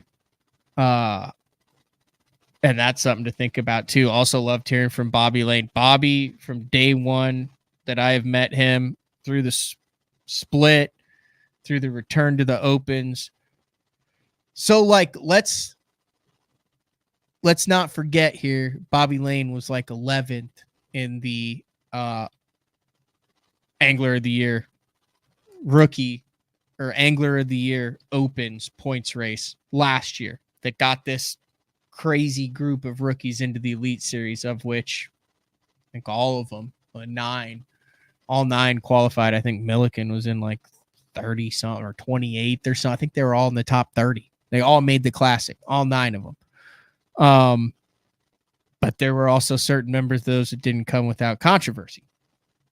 So like, Bobby's sitting over here going, and then he goes back to MLF, and he's got to just look at some of the things that went on the Elite Series and went like, how am I not on the Elite Series in 2024? But I'll give Bobby credit for this. The dude is always positive, always willing to jump on, always has a kind word to say, and is really good for the sport. And I listed some of their accolades when he came on, but I mean, from that Elite Series win in 2009 on Kentucky Lake, when he sat on that shell bed, he had that helicopter coming in down, and there were like 140 boats that were watching him when he caught that. He's got an Open championship in 2018. He was the inaugural 2017 MLF World Champion. don't know how much weight that carries, but anytime you have world champion attached to it, that's pretty quality. And then like you think about the win that he had at Red Crest on Grand Lake, like by an ounce, like probably the most the closest. It is the closest. I can't even think of the word. We're going on about 3 hours here at 10:30. Exciting. God, that's bad when you can't remember the word exciting. The most exciting Red Crest in history. So, yeah, it was a good show. I really enjoyed it. And now we have all three. And now we wait and see who enjoys what and chooses to watch what, from where, and with who. And we'll go from there. No show tomorrow on a Wednesday. Thursday, 8:30 a.m. Central Time. Back with Day 4, Frank Scalish. And then 10 a.m. Central Time, Ron Sheffield on BTL. Thanks for sticking with me tonight. Thanks to all the guests who were on. We'll see you all Thursday morning. Later.